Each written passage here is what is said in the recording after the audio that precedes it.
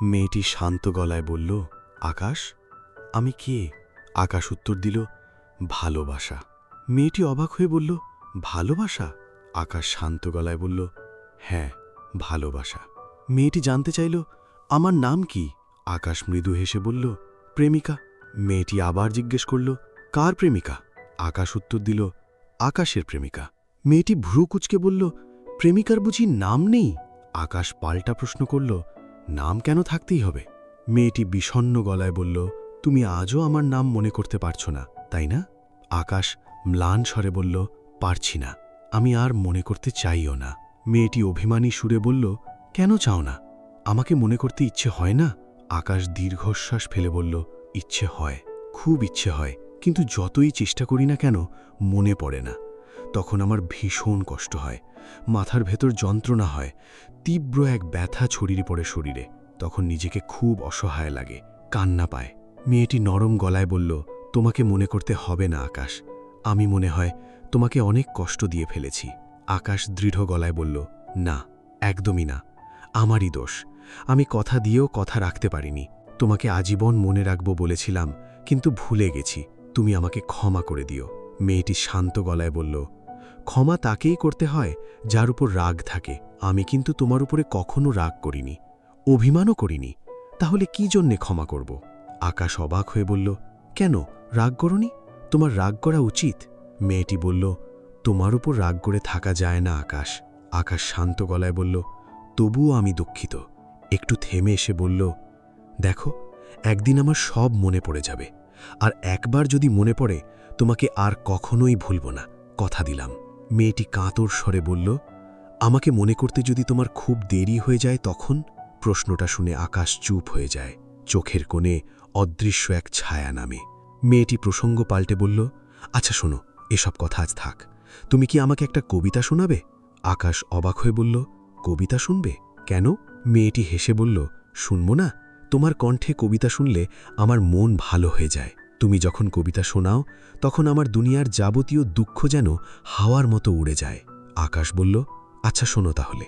আর একটু ধরে থাকো হাত, কাল যদি না আসে দিন, কাল যদি ভালো না বাসো আমায়, তাই আজ আর একটুখানি বেশি ভালোবাসো। আর দুটি পা একসাথে চলো, কাল যদি হাঁটা না হয় চেনা পথের বাঁকে, কাল যদি উড়ে যাও অচিন কোনো দেশে, তাই আজ দুপা মিলিয়ে আর একটুখানি হাঁটো, আর একটুখানি আমার পাশে থাকো। একটা সন্ধে কেটে যাক, আর একটু রাত হোক গভীর, কাল যদি ঘুম না ভাঙে তোমার আমার, তাই আজ আর একটু থাকো, আর একটু ভালোবাসো। মেয়েটি মুগ্ধ হয়ে বলল, কি সুন্দর কবিতা। আকাশ শান্ত গলায় বলল, তোমার চেয়ে সুন্দর নয়। মেয়েটি লাজুক হেসে বলল, আমি সুন্দর? আকাশ মুগ্ধ চোখে তাকিয়ে বলল, সুন্দর। তোমার চোখ, নাক, মুখ সব কিছু যেন এক একটা কবিতা হয়ে আছে। মেয়েটি মৃদু হেসে বলল, আমাকে আর মিথ্যে বলতে হবে না। আকাশ আবেগপ্রবণ হয়ে বলল, মিথ্যে বলছি না। যখন সুন্দর কোনো লেখা পড়ি তখন তোমার কথা মনে পড়ে যায়, মনে হয় লেখক যেন তোমাকেই কল্পনা করে লিখেছে। আমি যদি কবি হতাম, আমার সমস্ত লেখা তোমাকে ঘিরেই লিখতাম। আমি যদি ফুল হতাম, শুধু তোমার জন্যেই ফুটতাম, তোমার খোপায় গুজে থাকতাম। আর যদি পাখি হতাম, তোমাকে নিয়ে উড়ে যেতাম। কিন্তু আমি তো মানুষ, আর মানুষ যা চায় তা হয়তো সব সময় পায় না, যেমন আমি তোমাকে চেয়েও পাচ্ছি না। মেয়েটি ধীর গলায় বলল, এবার আমাকে যেতে হবে আকাশ। আকাশ অস্থির হয়ে বলল, কোথায় যাবে? মেয়েটি বলল, অন্ধকারে। তুমি যেদিন আমাকে মনে করতে পারবে সেদিন আমি থেকে যাব। আকাশ কাঁতর স্বরে বলল, যেও না এখুনি। মেয়েটি বলল, যেতেই হবে। নিঃশব্দের মধ্যে আকাশ মৃদু গলায় বলে ওঠে, তুমি যেও না, তুমি যেও না, তুমি চলে গেলে মৃত্যু আমাকে জড়িয়ে ধরে। আবিরের ডাকে আকাশের ঘুম ভাঙল। সে ঘুম ঘুম চোখে বলল, কোথায় যাচ্ছিস? আবির জুতো পরতে পরতে বলল, আজ আরেকটা ইন্টারভিউ আছে। আকাশ শান্ত গলায় বলল, আচ্ছা, সাবধানে যাস, আর শুভকামনা। আবির আলতো করে আকাশকে ধাক্কা দিয়ে বলল, তুই ওঠ, ফ্রেশ হয়ে খেয়ে নে। সারাদিন রুমে থাকতে তোর ভালো লাগে? এখানে আসার পর কোথাও বের হলি না। আন্টি কল দিয়েছিল, তোকে বাসায় যেতে বলেছে। বাসা থেকে আজ ঘুরে আয়, ভালো লাগবে। আকাশ নিষ্পৃহ গলায় উত্তর দিল, বাসায় যেতে ইচ্ছে নেই। আবির একটু বিরক্ত হয়ে বলল, ও, বাসায় যেতে ইচ্ছে করে না। তবুও আন্টি সবসময় তোর জন্য চিন্তা করে। মানুষটার বয়স হয়েছে, অন্যের ওপর রাগ করে আন্টিকে কেন অবহেলা করছিস? তোর খোঁজ নেওয়ার জন্য মানুষটা প্রতিদিন আমাকে একবার করে কল দেয়। অন্তত মাঝে মধ্যে বাসায় গিয়ে আন্টির সাথে দেখা করে আসতে পারিস, মানুষটা খুশি হবে। আকাশ ছোট করে বলল, আচ্ছা, যাব। আবির বেরোনোর আগে শাসিয়ে বলল, যাস কিন্তু, ভুলে যাস না আবার। আকাশ ভাবলেশহীনভাবে উত্তর দিল, আচ্ছা আচ্ছা। আবির তাড়াহুড়ো করে বলল, আমি বেরোলাম, সকালের খাবার তৈরি করে রেখেছি, খেয়ে নিস। আকাশ তাড়া দিয়ে বলল, আচ্ছা তুই এবার বের হ, না হলে দেরি হয়ে যাবে, ঢাকার যে জ্যাম। আবির বেরিয়ে যায়। দরজা বন্ধ করে আকাশ আবারও অলস ভঙ্গিতে শুয়ে পড়ে। অনেকক্ষণ এপাশ ওপাশ করেও তার ঘুম আসে না। বিরক্ত হয়ে একসময় উঠে ফ্রেশ হয়ে নেয় সে। তারপর নাস্তা করে নিজের জন্য 1 কাপ চা বানায়। চায়ের মগ আর একটা কবিতার বই নিয়ে ছাদে চলে আসে। ইদানিং আকাশের কবিতা পড়তে ভালো লাগে। এই ভালো লাগার পেছনে একটা অদ্ভুত কারণ আছে। স্বপ্নে সে কাউকে কবিতা পড়ে শোনায়। একদিন ঘুম ভেঙে সে অবাক হয়ে ভাবে, সে তো কখনো কবিতার বই পড়েনি, তাহলে স্বপ্নে কবিতা জানল কিভাবে? অবশ্য স্মৃতি হারানোর আগে সে বই পড়তে ভালোবাসত কিনা তা তার মনে নেই, মনে করতেও চায় না। প্রতিটি কবিতা যেন তার না বলা কথা। প্রতিটি লাইনে সে খুঁজে পায় নিজের হারিয়ে যাওয়া অনুভূতি। মাঝে মধ্যে সে অবাক হয়ে ভাবে, একজন মানুষ কেবল কয়েকটি লাইনে কিভাবে তার জীবনের গল্প বলে ফেলে। বিষয়টা তাকে অবাক করে। যেমন গতরাতে পড়া 2টো লাইন এখনও তার মাথার ভেতর ঘুরছে, যারা মায়া কাটাতে পারে না তারা কখনো উঠতে পারে না। আকাশ চায়ে চুমুক দেয়। হাতে থাকা বিষাদের আয়ু 3 প্রহর বইটি খোলে। গতকাল অর্ধেকটা পড়েছিল, আজ ঠিক করল যেভাবেই হোক পুরো বইটা শেষ করবে। কবিতার পাতায় চোখ রাখছে আকাশ, মাঝে মধ্যে চায়ের মগে ঠোঁট ছোঁয়াচ্ছে। হঠাৎ দূরের এক ছাদে তার দৃষ্টি পড়ল। একটা মেয়ে দাঁড়িয়ে আছে সেখানে। আকাশ একটু ভালো করে লক্ষ্য করল, ভুল দেখছে না তো? মেয়েটাকে সে চিনতে পেরেছে, এই সেই মেয়ে যাকে সেদিন রাতে দেখেছিল। মুহূর্তে বইয়ের প্রতি মনোযোগ হারিয়ে সে মেয়েটার দিকে তাকিয়ে রইল। দূর থেকে মুখ স্পষ্ট বোঝা না গেলেও খোলা চুলে মেয়েটাকে দারুণ লাগছে। তার হাতেও একটা বই, সে গভীর মনোযোগে পড়ছে। সকালের রোদের উষ্ণতা তখন শহর জুড়ে ছড়িয়ে পড়েছে। ধীরে ধীরে তাপ বাড়ছে, কিন্তু মেয়েটার সেদিকে কোনো খেয়াল নেই। মনে হলো পৃথিবীর বাকি সব কিছু তার কাছে গুরুত্বহীন। অন্যদিকে আকাশ তাকিয়ে আছে মেয়েটার দিকে। তার মনে অদ্ভুত এক মায়া ছুঁয়ে গেল। সে অনুভব করল মেয়েটার সঙ্গে কথা বলতে ইচ্ছে করছে, পরিচিত হতে মন চাইছে। কিন্তু সেটা সম্ভব নয়। কোনো হাসপাতালের ছাদে গিয়ে কাউকে এভাবে ডেকে কথা বলা যায় না। তবু ইচ্ছেটা দমন করতে পারছে না, বরং কৌতূহলটা আরও বেড়ে যাচ্ছে। হঠাৎ মেয়েটা বই থেকে চোখ সরিয়ে আকাশের দিকে তাকালো। মুহূর্তেই আকাশ অপ্রস্তুত হয়ে পড়ল। তাড়াতাড়ি দৃষ্টি সরিয়ে বইয়ের পাতায় চোখ রাখল, যেন কিছুই হয়নি। কিছুক্ষণ পর আবার তাকাতেই দেখে মেয়েটা আর সেখানে নেই। পুরো ছাদ ফাঁকা, তীব্র রোদে খাঁ খাঁ করছে। সেই আলো তার চোখে লাগছে, আর বুকের ভেতর একরকম হালকা শূন্যতা অনুভব করছে সে। কেন যেন মনটা খারাপ হয়ে গেল আকাশের। রুমে ফিরে বইটা শেষ করলেও কোনো তৃপ্তি পেল না। মেয়েটার ভাবনা বারবার মাথায় ঘুরছে। কে সে? কোনো রোগী নাকি ডাক্তার? অনুমান করতে চাইলেও কোনো সিদ্ধান্তে পৌঁছতে পারল না। দুপুরের একঘেয়েমি বাড়ছে। অবশেষে কোনো ভাবনা চিন্তায় না গিয়ে সে দ্রুত তৈরি হয়ে বের হয়ে গেল। হাঁটতে হাঁটতে পৌঁছে গেল জাহানারার হাসপাতালের সামনে। ভেতরে ঢুকবে নাকি বাইরে থেকে ফিরে যাবে সে বুঝতে পারছে না। হাসপাতালের সামনের চায়ের দোকানে গিয়ে 1 কাপ চা খেল আকাশ। কিছুক্ষণ হাসপাতালের এপাশ ওপাশ হাঁটাহাঁটি করল, তবুও কোনো সিদ্ধান্ত নিতে পারল না। শেষে নিরুপায় হয়ে সোজা চলে এলো শাপলা চত্বর। আকাশ বসে আছে তার বড় ভাই ইমনের অফিসে। তাদের বাবার একটি বিস্কুট ফ্যাক্টরি ছিল। বাবা মারা যাওয়ার পর ইমনই ব্যবসার দায়িত্ব নেয়। তার হাত ধরে ব্যবসা নতুন রূপ পায়।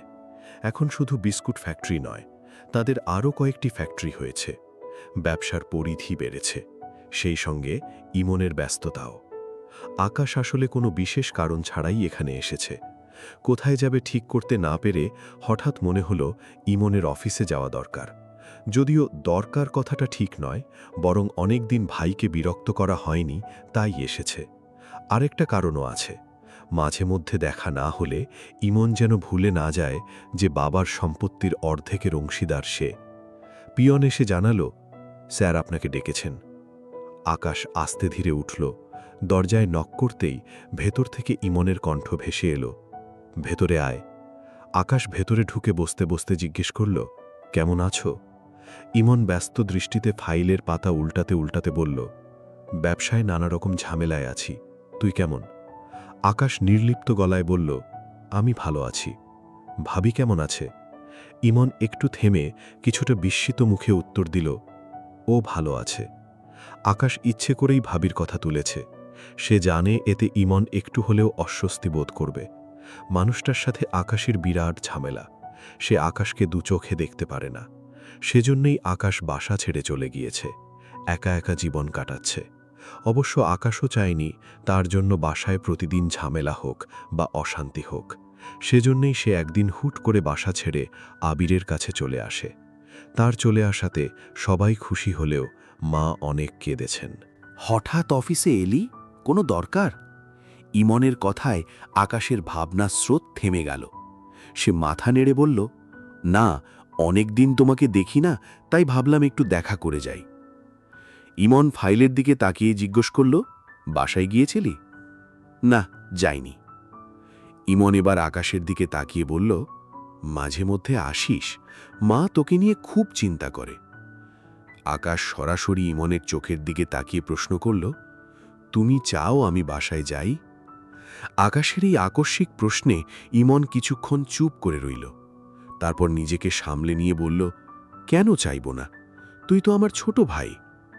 আকাশ নিরাসক্তভাবে উত্তর দিল, আচ্ছা। কিন্তু তার চোখ এড়িয়ে গেল না ভাইয়ের মুখে ফুটে ওঠা বিব্রত ভাবটা।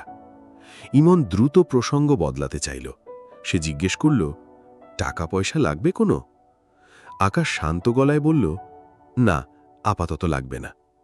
তবুও তোর অ্যাকাউন্টে কিছু পাঠিয়ে দিচ্ছি, যদি লাগে খরচ করিস, ইমন বলল। আকাশ আবারও মানা করল, টাকা লাগবে না, যদি লাগে আমি চেয়ে নেব। আকাশের কথা উপেক্ষা করেই ইমন মোবাইল বের করে দ্রুত একটা বড় অঙ্কের টাকা ট্রান্সফার করে দিল। তারপর বলল, এত ভেবে লাভ নেই, দরকার হলে আবার জানাস। আকাশ চেয়ার ছেড়ে উঠে দাঁড়িয়ে বলল, আচ্ছা, আমি এখন উঠি, তোমার অনেকটা সময় নষ্ট করলাম। ইমন ব্যস্ত হয়ে বলল, দুপুরে খেয়ে যা, আমি পিয়নকে বলছি খাবার নিয়ে আসতে। না, দরকার নেই ভাই, আমি খেয়ে এসেছি। মিথ্যে বলে আকাশ এক মুহূর্ত দেরি না করে অফিস থেকে বেরিয়ে এলো। ভিতরে ভিতরে তার প্রচণ্ড বিরক্ত লাগছে। আর কিছুক্ষণ সেখানে থাকলে হয়তো নিজেকে ধরে রাখতে পারত না। আকাশ কোনো ঝামেলা চায় না। জীবনে কখনো সম্পত্তি বা টাকার লোভ তার ছিল না, কিন্তু এই কথাটা সে কোনোদিন ভাই বা ভাবিকে বোঝাতে পারেনি। পুরনো কথা এখন আর তার ভাবতে ইচ্ছে করে না। অফিস থেকে বেরিয়ে রাস্তায় হাঁটতে হাঁটতে তার মন আবার ভেসে গেল অন্যখানে, যেখানে একটি মেয়ে ছাদে বসে পড়ছে। আচ্ছা, মেয়েটার নাম কি? আকাশ ভাবতে থাকল। আকাশ দুপুরে এক হোটেলে খেয়ে সোজা চলে এলো তার বিশ্ববিদ্যালয় ক্যাম্পাসে। দুর্ঘটনার পর থেকে সে টিএসসির দিকে তেমন আসেনি, আসতেও চায়নি। কয়েকবার আবিরের জোড়াজুড়িতে এসেছিল, কিন্তু প্রতিবারই অভিজ্ঞতা ভালো হয়নি। এ জায়গার মানুষ, সময়, স্মৃতি কিছুই তার মনে নেই। সে কলা ভবনের সামনে দিয়ে হাঁটছে। হঠাৎ দূর থেকে কেউ তাকে ডাকল। আকাশ থেমে দাঁড়াল। দেখল এক যুবক তার দিকে ছুটে আসছে। যুবকটি কাছে এসে অবাক হয়ে বলল, আকাশ না? আকাশ লোকটিকে চিনতে পারল না, তবুও ভদ্রভাবে উত্তর দিল, আমাকে বলছেন? যুবকটি হেসে বলল, হার কাকে বলবো, তুই কি আমাকে চিনতে পারছিস না? আকাশ সরলভাবে স্বীকার করল, ঠিক চিনতে পারছি না। যুবকটি কিছুটা আহত স্বরে বলল, বন্ধুকে ভুলে গেছিস? আমি মেহেদি। মেহেদি নামটা শুনলেও আকাশের মনে কোনো ছবি ফুটে উঠল না। মেহেদির উজ্জ্বল মুখ মুহূর্তে ফ্যাকাশে হয়ে গেল। সে কিছুটা ক্ষোভ নিয়ে বলল, বছরখানেক যেতেই ভুলে গেলি। আসলে থাক, বাদ দে। মেহেদী আকাশের কথা কেটে দিয়ে আবারও জিজ্ঞেস করল, এখন বল, তুই কেমন আছিস? আকাশের সংক্ষিপ্ত উত্তর, এই তো চলছে। মেহেদী হাসি মুখে প্রস্তাব দিল, চল চা খেতে খেতে আড্ডা দিই। আকাশ মুখের উপর না বলতে পারল না। তারা হাঁটতে হাঁটতে লাইব্রেরির পাশের চায়ের দোকানে গেল। মেহেদী একের পর এক কথা বলে যাচ্ছে, আর আকাশ শুধু হুঁ বা না বলে সাড়া দিচ্ছে। ভেতরে ভেতরে সে খুব অস্বস্তি বোধ করছে। ভয়ানক এক একাকিত্ব আর বিভ্রান্তি তাকে ঘিরে ধরছে। তবুও যতটা সম্ভব স্বাভাবিক থাকার চেষ্টা করছে সে। হঠাৎ মেহেদী তীক্ষ্ণ স্বরে জিজ্ঞেস করল, গোধূলির খবর জানিস? আকাশ থমকে গেল। কিছুক্ষণ চুপ থেকে অবাক হয়ে বলল, গোধূলি? মেহেদীর চোখে মুখে এবার কৌতূহল আর ব্যঙ্গের মিশ্রণ ফুটে উঠল। সে টিপ্পনি কেটে বলল, এখন আবার বলবি না যে তুই গোধূলিকেও ভুলে গেছিস। আকাশ বুঝল মেহেদী তার সঙ্গে মজা নিচ্ছে, কিন্তু কথাগুলো তার ভেতরটা কেমন যেন ঝাঁকুনি দিল। সে বিরক্ত হয়ে বলল, আমার একটা জরুরি কাজ আছে, যেতে হবে।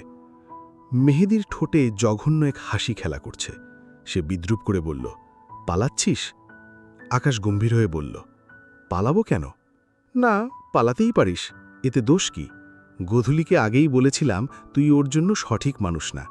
মেয়েটা আমার কথা শুনল না। এখন তো বুঝছে গরিবের কথা বাসি হলে ফলে। মেহেদী তাচ্ছিল্যে সুরে বলল। আকাশ কোনো উত্তর দিল না। সে বুঝতেই পারছে না মেহেদী কি বলছে কিংবা কেন এমনভাবে কথা বলছে। মেহেদী এবার অভিনয় করে দীর্ঘশ্বাস ফেলে বলল, মেয়েটার জন্য দুঃখই হয়, কিন্তু তার চোখে মুখে স্পষ্ট বিদ্রূপ। আকাশ দ্রুত হাঁটার গতি বাড়িয়ে দিল। সে এক মুহূর্ত আর সেখানে থাকতে চায় না। মেহেদী আরও কিছু বলছিল, কিন্তু শব্দগুলো আকাশের কানে পৌঁছল না। সে হেঁটে অনেকটা দূর চলে এসেছে। সে জানে মেহেদী এখনও হাসছে, তাকে নিয়ে হাসছে। আকাশের সেই পুরনো মাথা ব্যথা হঠাৎ ফিরে এলো আবার। ধীরে ধীরে তা ভয়ঙ্কর রূপ নিতে লাগল। তার মাথার ভেতর অসংখ্য এলোমেলো চিন্তা ডানা প্রসারিত করে ছড়িয়ে পড়েছে। গোধূলিকে নামটা তার মস্তিষ্কে প্রতিধ্বনিত হচ্ছে। কি তার পরিচয়? যাদের সে ভুলে গেছে তাদের মধ্যে কি গোধূলিও একজন, নাকি এই নাম অন্য কারোর? গোধূলির সঙ্গে তার সম্পর্ক কি ছিল? সে কি তাকে ভালোবাসত? যদি ভালোবাসত, তবে এখন সে কোথায়? কেন কোনোদিন দেখা করতে আসেনি? নাকি তাদের সম্পর্ক শেষ হয়ে গিয়েছে? প্রশ্নগুলোর ভিড়ে আকাশের মাথা ভারী হয়ে উঠেছে। তার মনে হচ্ছে সে কাউকে ভুলে গেছে, এমন কাউকে যাকে তার ভোলা উচিত ছিল না কখনো। ভাবনাগুলো একেবারেই অগোছালো। তার মস্তিষ্কে যেন এক ভয়াবহ ঝড় উঠেছে। কখন সে টিএসসি থেকে হাঁটতে হাঁটতে মতিঝিলে এসে পড়েছে নিজেই জানে না। মানুষের ভিড়, রোদের গরম বাতাস, গাড়ির শব্দ, সব মিলিয়ে সে যেন এক অজানা ঘোরে হাঁটছে। পা ফেলছে অনিয়মিতভাবে, শরীর ভারী লাগছে। আকাশ অস্বাভাবিকভাবে হাঁটছে, পা ফেলছে অনিয়মিত নেশাগ্রস্ত মানুষের মতো। মাথার মধ্যে অসম্ভব যন্ত্রণা হচ্ছে। সে আর কিছু ভাবতে চায় না, কিন্তু ভাবা বন্ধও করতে পারছে না। কেবল তার অবচেতন মন বলছে তার হাতে সময় নেই। এই স্মৃতির রহস্য তাকে দ্রুত সমাধান করতে হবে। যদি দেরি হয় তবে সে সব কিছু হারিয়ে ফেলবে। তাকে যা করার দ্রুত করতে হবে। হঠাৎ আকাশ অনুভব করল সে যেন শূন্যে ভাসছে। চোখের সামনে দুনিয়া ঘুরছে বৃত্তাকারে। দৃষ্টি ঝাপসা হয়ে আসছে। একে একে সব কিছু দূরে সরে যাচ্ছে। তারপর হঠাৎ অন্ধকার। চারপাশে মানুষের হইচই আর অস্পষ্ট শব্দে ভরে উঠেছে বাতাস। আকাশের মনে হল হাজার হাজার মানুষ তাকে ঘিরে আছে। সে কোথায়? কি হয়েছে তার? কেন এভাবে মাটিতে পড়ে আছে? উঠতে যাবে, কিন্তু হাত তুলতেই বুঝল তার শরীরে কোনো শক্তি নেই। চোখ নামিয়ে দেখল হাত রক্তে ভিজে আছে। মাথা থেকে গুড়িয়ে পড়ছে রক্তের স্রোত। চেতনা ক্রমশ ফিকে হয়ে আসছে। তবুও অনুভব করল কেউ একজন তার মাথাটা তুলে নিজের কোলের উপর রেখেছে। এক কোমল নারী কণ্ঠ বলে উঠল, ভয় পাবেন না, আপনার কিছু হবে না, সাহস রাখুন। আকাশের মনে হল এই কণ্ঠস্বরটা তার খুব চেনা। স্বপ্নে যে মেয়েটির সঙ্গে সে কথা বলে ঠিক সেই কণ্ঠ। কণ্ঠটা শুনলেই তার সব অস্থিরতা হারিয়ে যায়, মন শান্ত হয়ে যায়। আকাশ কষ্ট করে বিড়বিড় করে বলার চেষ্টা করল, আমার আর ভয় নেই, আমার খুব ঘুম পাচ্ছে, আমি ঘুমাবো। তার কথা কেউ শুনল না। সে মেয়েটির মুখ দেখতে চাইল।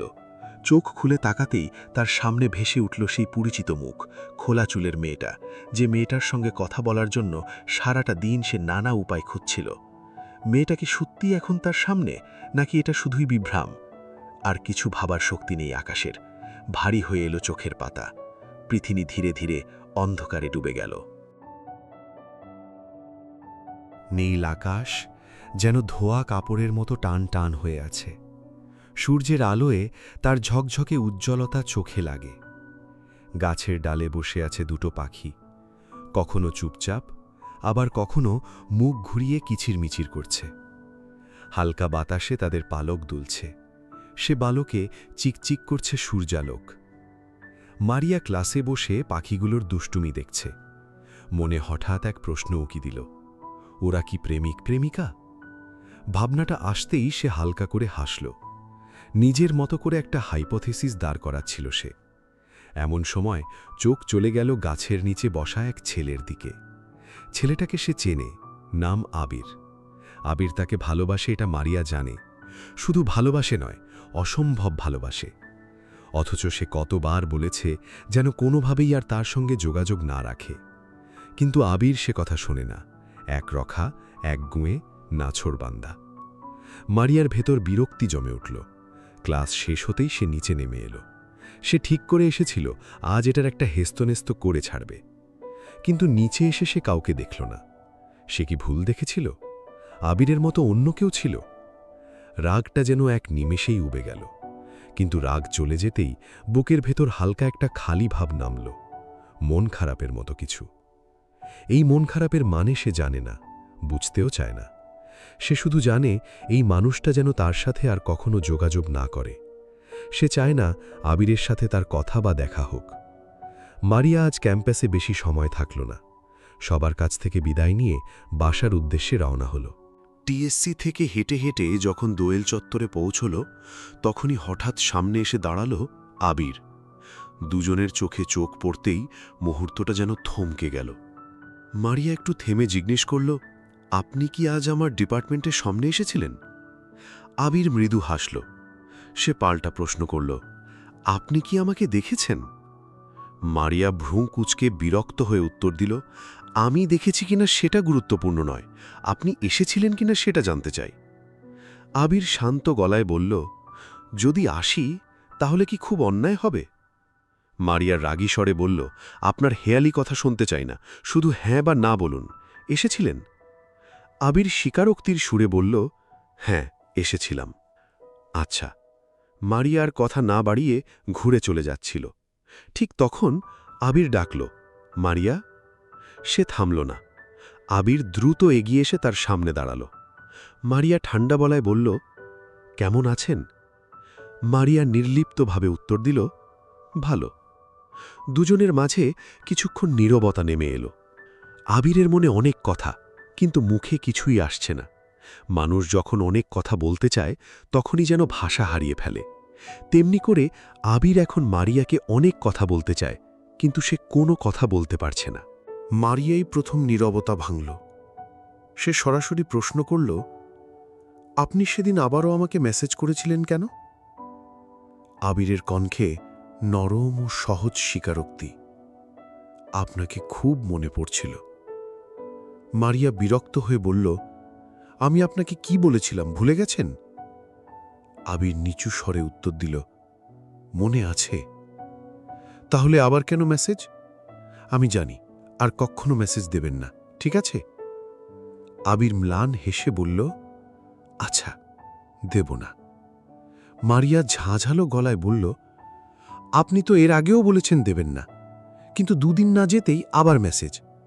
একটা মানুষ আপনাকে ভালোবাসে না, তাকে কি আপনি জোর করে ভালোবাসাতে চান?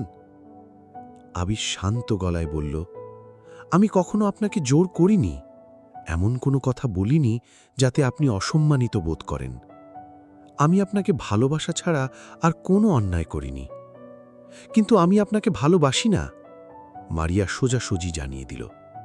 আমি জানি, আবিরের সংক্ষিপ্ত উত্তর। মারিয়া অসহায় বোধ করে বলল, তবুও কেন এভাবে পড়ে আছেন? আবির ধীর গলায় বলল, ভালোবাসি তাই। মারিয়া কঠোর হয়ে বলল, আপনাকে ভালোবাসার কোনো সম্ভাবনা নেই। আবির শান্তভাবে বুঝিয়ে বলল, মানুষ কখন কাকে ভালোবাসবে সেটা কেউ জানে না। ভালোবাসা কখনো ভেবেচিন্তে হয় না, জাস্ট হয়ে যায়। মারিয়া এবার তাচ্ছিল্য করে বলল, জীবন কোনো বইয়ের পাতা নয়, কোনো উপন্যাস নয়। বাস্তবতা আর উপন্যাসের মধ্যে অনেক দূরত্ব। আবির হালকা হেসে বলল, সেটা আমি জানি, কিন্তু মানুষের জীবন থেকেই তো গল্প লেখা হয়। যদি মানুষের জীবনে গল্প না থাকত তাহলে কোনো উপন্যাসই জন্ম নিত না। কিন্তু আমাদের কোনো গল্প হওয়ার সম্ভাবনা নেই, মারিয়া আবার মনে করিয়ে দিল। আবির দৃঢ়তার সাথে বলল, আমি বলছি না সম্ভাবনা আছে, শুধু বলেছি আমি আপনাকে ভালোবাসি। আপনি আমাকে ভালোবাসবেন কিনা সেটা একান্ত আপনার ব্যাপার। আমি কখনো আপনাকে জোর করিনি, করবও না। আমি আপনাকে সম্মান করি, আর আপনার সিদ্ধান্তকেও। মারিয়া শান্ত গলায় বলল, সেটা আমি জানি, কিন্তু। আবির মাঝপথে থামিয়ে দিয়ে বলল, এখানে কোনো কিন্তু নেই। আমি জানি আপনি আমাকে ঘৃণা করেন, করতেই পারেন।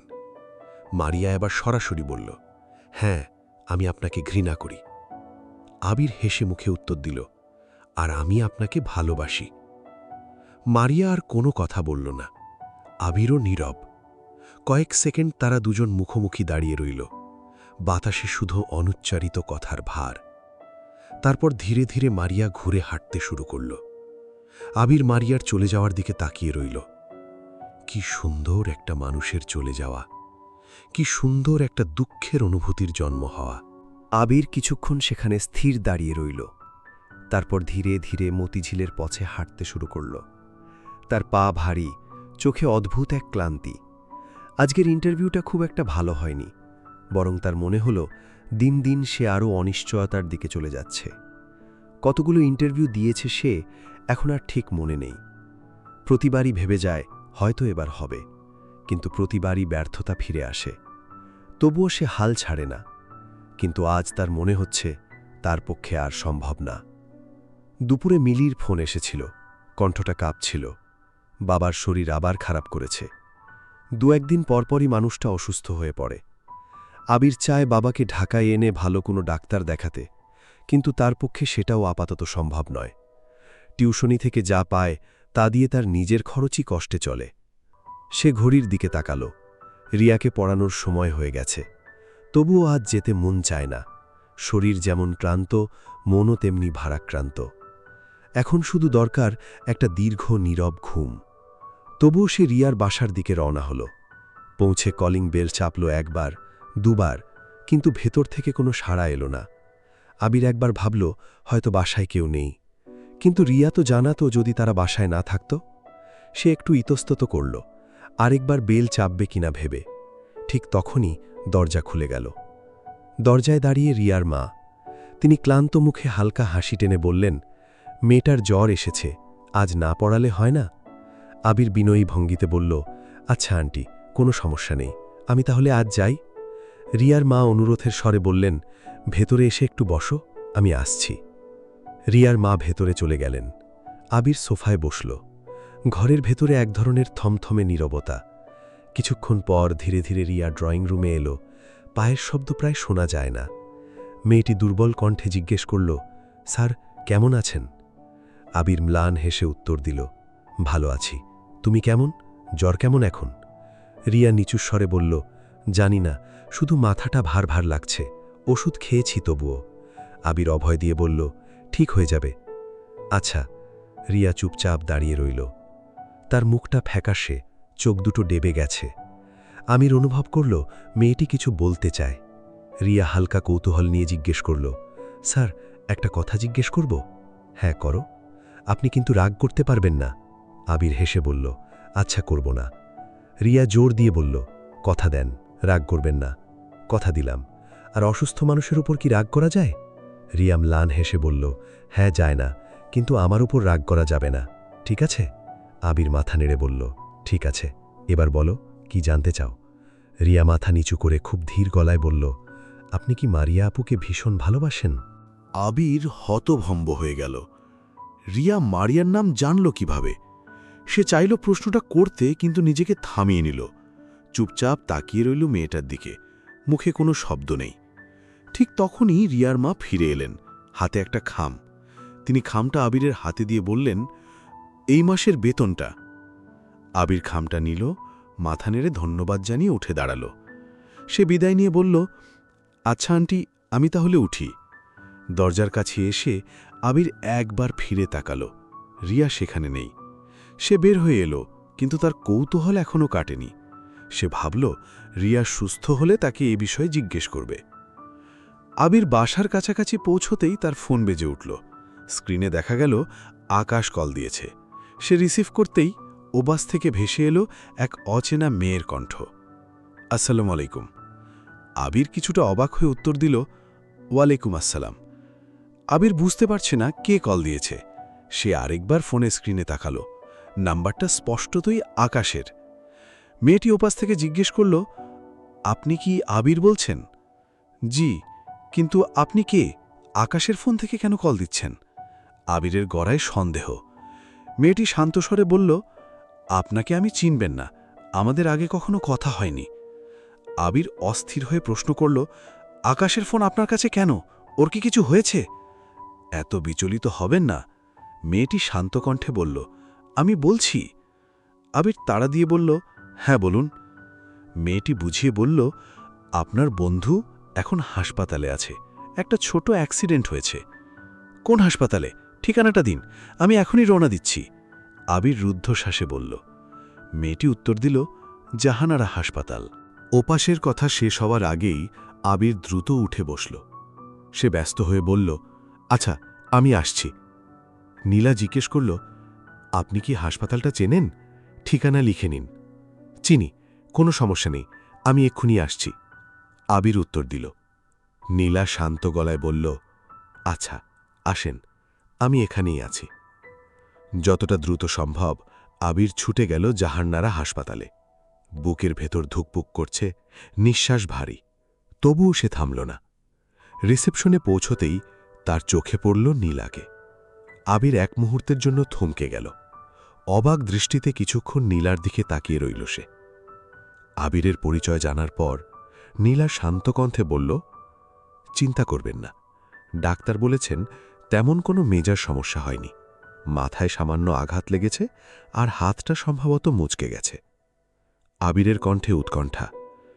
কিভাবে কি হল? নীলা গভীর নিঃশ্বাস নিয়ে বলল, ঠিকভাবে বলতে পারব না। নিচের রাস্তায় হঠাৎ ভিড় দেখে আমি ছুটে যাই। গিয়ে দেখি একটা মানুষ রাস্তায় রক্তাক্ত অবস্থায় শুয়ে আছে। সেখানে গিয়ে জানতে পারি আকাশ সহসা গাড়ির সামনে চলে আসে। ভাগ্য ভালো, ড্রাইভার সময় মতো ব্রেক করে, না হলে অবস্থা আরও খারাপ হতে পারত। আবিরের মুখ ফ্যাকাশে হয়ে গেল।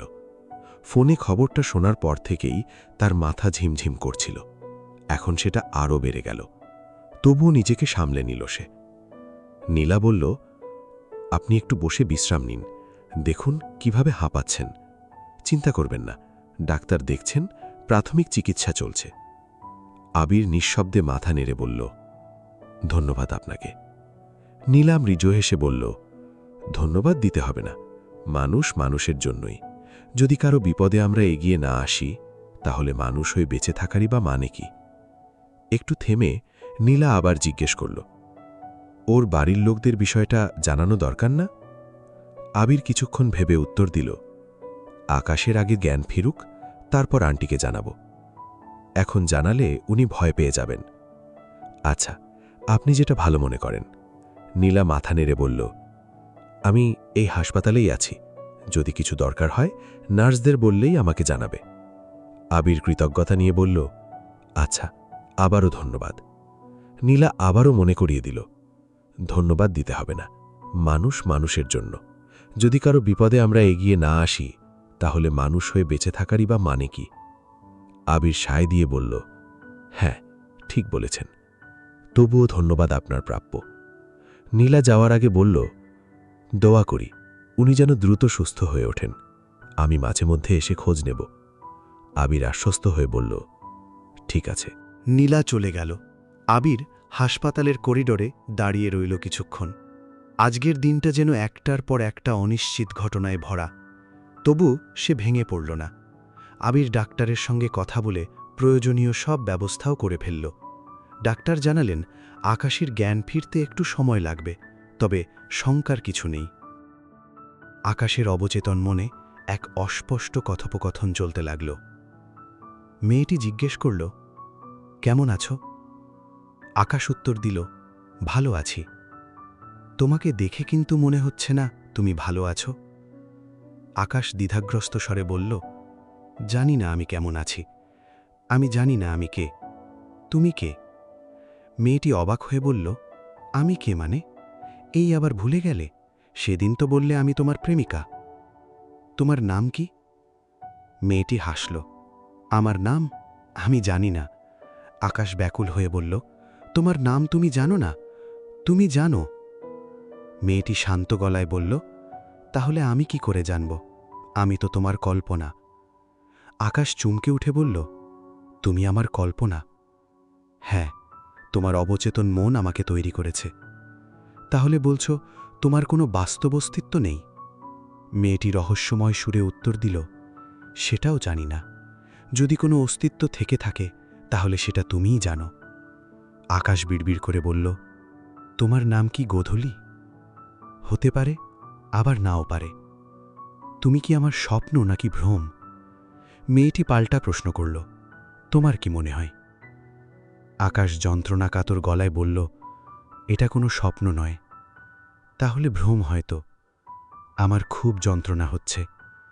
মেয়েটি নরম সুরে জিজ্ঞেস করল, তোমার জন্য আমি কি করতে পারি? আকাশ কাতর স্বরে বলল, এখন তুমি চলে যেতে পারো। আমি কিভাবে যাব? যদি স্বপ্ন হতাম তোমার ঘুম ভাঙলে আমি মিলিয়ে যেতাম, কিন্তু আমি তো তোমার ভ্রম। তুমি না চাইলে আমি যেতে পারবো না। আকাশ অসহায় বোধ করে বলল, তাহলে এখন কি করা যায়? তুমি জানো, আমি কিছুই বুঝে উঠতে পারছি না। কেবল মনে হচ্ছে আমি অন্ধকারে হারিয়ে যাচ্ছি। মেয়েটি অভয় দিয়ে বলল, নিজেকে জোর করো না, শান্ত হও। আমি সেটাই পারছি না। মাথার ভেতর তীব্র এক ব্যথা জমাট বেঁধে আছে, যেন ভেতরটা ফেটে যাচ্ছে। আকাশ, এই আকাশ! আবির আকাশের পাশে বসেছিল। হঠাৎ লক্ষ্য করল আকাশের হার্টবিট অস্বাভাবিকভাবে দ্রুত ওঠানামা করছে। চোখের পলকেই আবিরের মুখ ফ্যাকাশে হয়ে গেল। সে কয়েকবার ডাকল, কিন্তু আকাশ কোনো সাড়া দিল না। মধ্যরাতের নিস্তব্ধতা ভেঙে আতঙ্কে আবির ছুটে গেল নার্সের কাছে। কাঁপা গলায় সব বলতেই নার্স কোনো দেরি না করে রুমের দিকে দৌড় দিল। নার্স তাড়াহুড়ো করে বলল, আপনি ডাক্তারকে ডেকে আনেন। আবির আর এক মুহূর্ত সময় নষ্ট করল না, দৌড়ে গেল ডাক্তারের কক্ষে। ডাক্তার তড়িঘড়ি করে স্টেথোস্কোপ হাতে নিয়ে আবিরের সঙ্গে রওনা হলেন। রুমে ঢুকে ডাক্তার দ্রুত আকাশের পালস পরীক্ষা করলেন। নার্স অক্সিজেন মাস্ক ঠিক করে দিলেন। মনিটরের আলোক সংকেতগুলোর দিকে চোখ রেখে আকাশের অবস্থা বোঝার চেষ্টা করছিলেন দুজনেই। হঠাৎ ডাক্তার গম্ভীর হয়ে উঠলেন। তিনি নার্সকে নির্দেশ দিলেন, বিপি অনেক নিচে নেমে গেছে, এখনই স্যালাইন এগাও। দরজার ওপাশে দাঁড়িয়ে কাঁপছে আবির। বুকের ভেতরে একটা চাপা কান্না জমে উঠেছে। সে ফিসফিস করে বলল, আকাশ, প্লিজ এভাবে হাল ছেড়ে দিস না। কিছুক্ষণ পর মেশিনগুলো একটু ধীর হলেও স্বাভাবিকভাবে চলতে শুরু করল। ডাক্তার কিছু ওষুধ ইঞ্জেকশন দিয়ে বের হয়ে এলেন। ডাক্তার শান্ত কণ্ঠে বললেন, ভয়ের কিছু নেই, টাইম নোটিস করায় বড় বিপদ হয়নি, কিছুক্ষণ পর্যবেক্ষণে রাখব। আবির যেন হাঁপ ছেড়ে বাঁচল। বুক থেকে ভারী একটা পাথর নেমে গেল। আপনার বন্ধুর এখন কি অবস্থা? নীলার কণ্ঠে চমকে ঘুরে তাকালো আবির। সে বুঝতে পারেনি নীলা কখন এসে দাঁড়িয়েছে। আবির উত্তর দিল, ডাক্তার বলেছেন কিছুক্ষণ পর্যবেক্ষণে রাখবেন। নীলা আর কিছু বলল না, চুপচাপ দাঁড়িয়ে রইল। রাত প্রায় ৩টে। করিডরের আলো ম্লান, বাতাসে ছড়িয়ে আছে এক ধরনের ক্লান্ত নীরবতা। দেওয়াল ঘড়ির টিকটিক শব্দ যেন সময়ের ভার বহন করছে। আবির পায়চারি করছে ধীরে ধীরে। নীলা দূরে বসে আছে, চুপচাপ একা। সে আর ডিউটি রুমে যায়নি। আবির পাশে দাঁড়িয়ে দ্বিধাগ্রস্ত কণ্ঠে বলল, একটা কথা জিজ্ঞেস করতে পারি? নীলা মুখ তুলে তাকাল। সে নিঃশব্দে মাথা নেড়ে সম্মতি জানাল। আবির কিছুক্ষণ চুপ করে থাকল। মনে হলো সে যা বলতে চেয়েছিল তা বলতে পারছে না। অবশেষে নরম গলায় বলল, আপনি হাসপাতালেই থাকেন? নীলা হালকা হেসে বলল, হ্যাঁ, বলতে পারেন হাসপাতালই আমার ঘর। আবির আবার জিজ্ঞেস করল, আপনার শরীর এখন কেমন? নীলার কণ্ঠে একরকম অনিচ্ছা ঝরে পড়ল। এখন ভালো আছি, তবে মাঝে মধ্যে কিছু সমস্যা দেখা দেয়। আবির বুঝল এ বিষয়ে কথা বলতে সে স্বাচ্ছন্দ্য বোধ করছে না, তাই সে কথোপকথন আর এগাল না। কিছুক্ষণ নীরবতা, তারপর নীলা নিজেই প্রশ্ন করল, আপনারা কোথায় থাকেন? আবির জানাল, হাসপাতালের আশেপাশে এই এলাকাতেই। নীলা বলল, এজন্যই ফোন পাওয়া মাত্রই চলে এসেছেন। আবির উত্তর দিল, আসলে আমি তখন বাসায় ফিরছিলাম, ঠিক তখনই আপনার কল পাই। নীলা মৃদু স্বরে বলল, যাক, ভালো হলো। আবির শুধু বলল, আবার কিছুটা নীরবতা নেমে এলো। আবির চিন্তিত গলায় বলল, আপনি ঘুমাবেন না? আপনিও তো অসুস্থ। নীলা মৃদু হেসে বলল, আসলে রাত জাগা আমার অভ্যেস। আবার বলতে পারেন, যখন ঘুম আসে তখনই ঘুমিয়ে পড়ি। আবির অবাক হয়ে বলল, এখন তাহলে ঘুম আসছে না? নীলাম নান হেসে বলল, আপনাকে একা রেখে যাই কি করে বলুন? আবির বিনয়ী স্বরে বলল, সমস্যা নেই, আমি সামলে নিতে পারব, আপনি বরং একটু বিশ্রাম নিন। নীলা জানতে চাইল, শিওর? আবির মাথা নেড়ে বলল, হ্যাঁ, কোনো সমস্যা হবে না। নীলা যাওয়ার আগে বলল, আচ্ছা, কোনো প্রয়োজন হলে জানাবেন। আবির শুধু বলল, ঠিক আছে। নীলা চলে যাওয়ার পর আবিরের ভীষণ একা লাগছে। সে চুপচাপ আকাশের পাশে গিয়ে বসল। আকাশ অঘরে ঘুমাচ্ছে। নার্স বলেছিল ভয়ের কিছু নেই, রোগী এখন স্টেবল আছে। কখন যে আবিরের চোখ লেগে গিয়েছে সে নিজেও টের পায়নি। সকালে নার্স চেক আপ করতে এসে তাকে জাগাল। নার্স হাসি মুখে বলল, রোগী এখন অনেকটা ভালো আছে, আপনি চাইলে বাসায় গিয়ে ফ্রেশ হয়ে আসতে পারেন। রাতে ঘুমের ইঞ্জেকশন দেওয়া হয়েছিল, তাই দুপুরের আগে রোগীর ঘুম ভাঙার সম্ভাবনা কম। নার্সের কথা মতো আবির বাসায় ফিরে যায়। গোসল সেলে বাইরে কোথাও নাস্তা করে আবার রওনা দিল হাসপাতালের পথে। রাস্তায় চলতে চলতে সে আন্টিকে ফোন করে জানালো আকাশের অবস্থা। হাসপাতালে ফিরে এসে আবির দেখল আকাশের রুমে নীলা বসে আছে। আবির অবাক হয়ে জিজ্ঞেস করল, আপনি এখানে? নীলা শান্ত গলায় বলল, আপনার বন্ধুকে দেখতে এলাম। আবির আকাশের দিকে তাকিয়ে দেখল সে নিশ্চল। সে নিচু স্বরে বলল, ও এখনো ঘুমাচ্ছে? নীলা মাথা নেড়ে সায় দিয়ে বলল, হ্যাঁ। নীলা ধীরে ধীরে উঠে দাঁড়াল। তার চোখে একরকম ক্লান্ত নরম আলো, যেন সারা রাত সে ঘুমায়নি। সে ধীর গলায় বলল, আচ্ছা, আমি যাই, যেহেতু আপনি এসে গেছেন। আবির একটা চেয়ার টেনে আকাশের পাশে বসল। হঠাৎ সে লক্ষ্য করল আকাশের চোখের পাতাগুলো হালকা নড়ছে। আবির ঝুঁকে এসে ডাকল, আকাশ, তুই শুনতে পাচ্ছিস?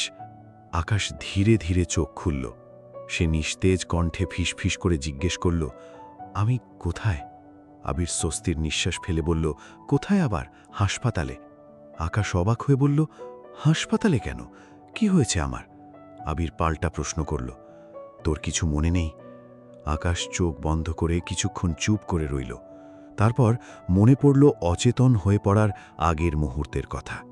তার মনে পড়ে গেল টিএসসি থেকে মতিঝিল পর্যন্ত সেই দীর্ঘ অস্থির পথচলা। সে মনে মনে ভাবল, তাহলে আমি সত্যিই অ্যাক্সিডেন্ট করেছি। আবির উদ্বিগ্ন গলায় জিজ্ঞেস করল, তোর কি হয়েছিল আকাশ? গতকাল কোনো কিছু ঘটেছিল? আকাশ ক্লান্ত স্বরে বলল, গতকাল হঠাৎই আমার খুব এলোমেলো লাগছিল। আমি রাস্তা পার হচ্ছিলাম, তখনই কেউ আমাকে ধাক্কা দেয়। আমার সেন্স ছিল না। আমি বুঝে ওঠার আগেই দেখি আমার পুরো দুনিয়া ঘুরছে। মাথায় প্রচণ্ড ব্যথা শুরু হলো, তারপর চোখে নেমে এলো অন্ধকার। এটুকুই মনে আছে। আকাশ ডান হাত নাড়াতে চাইল, কিন্তু হঠাৎ তীব্র ব্যথা তার শরীর জুড়ে ছড়িয়ে পড়ল। কষ্টে তার মুখ বিকৃত হয়ে গেল। হাতটা যেন অসাড় হয়ে আছে। আকাশের গলার স্বর কাঁপছে। সে আর্তনাদ করে বলল, আমার হাতে কি হয়েছে আবির? ব্যথার ভয় আর এক ধরনের অসহায়তা ফুটে উঠল তার কণ্ঠে।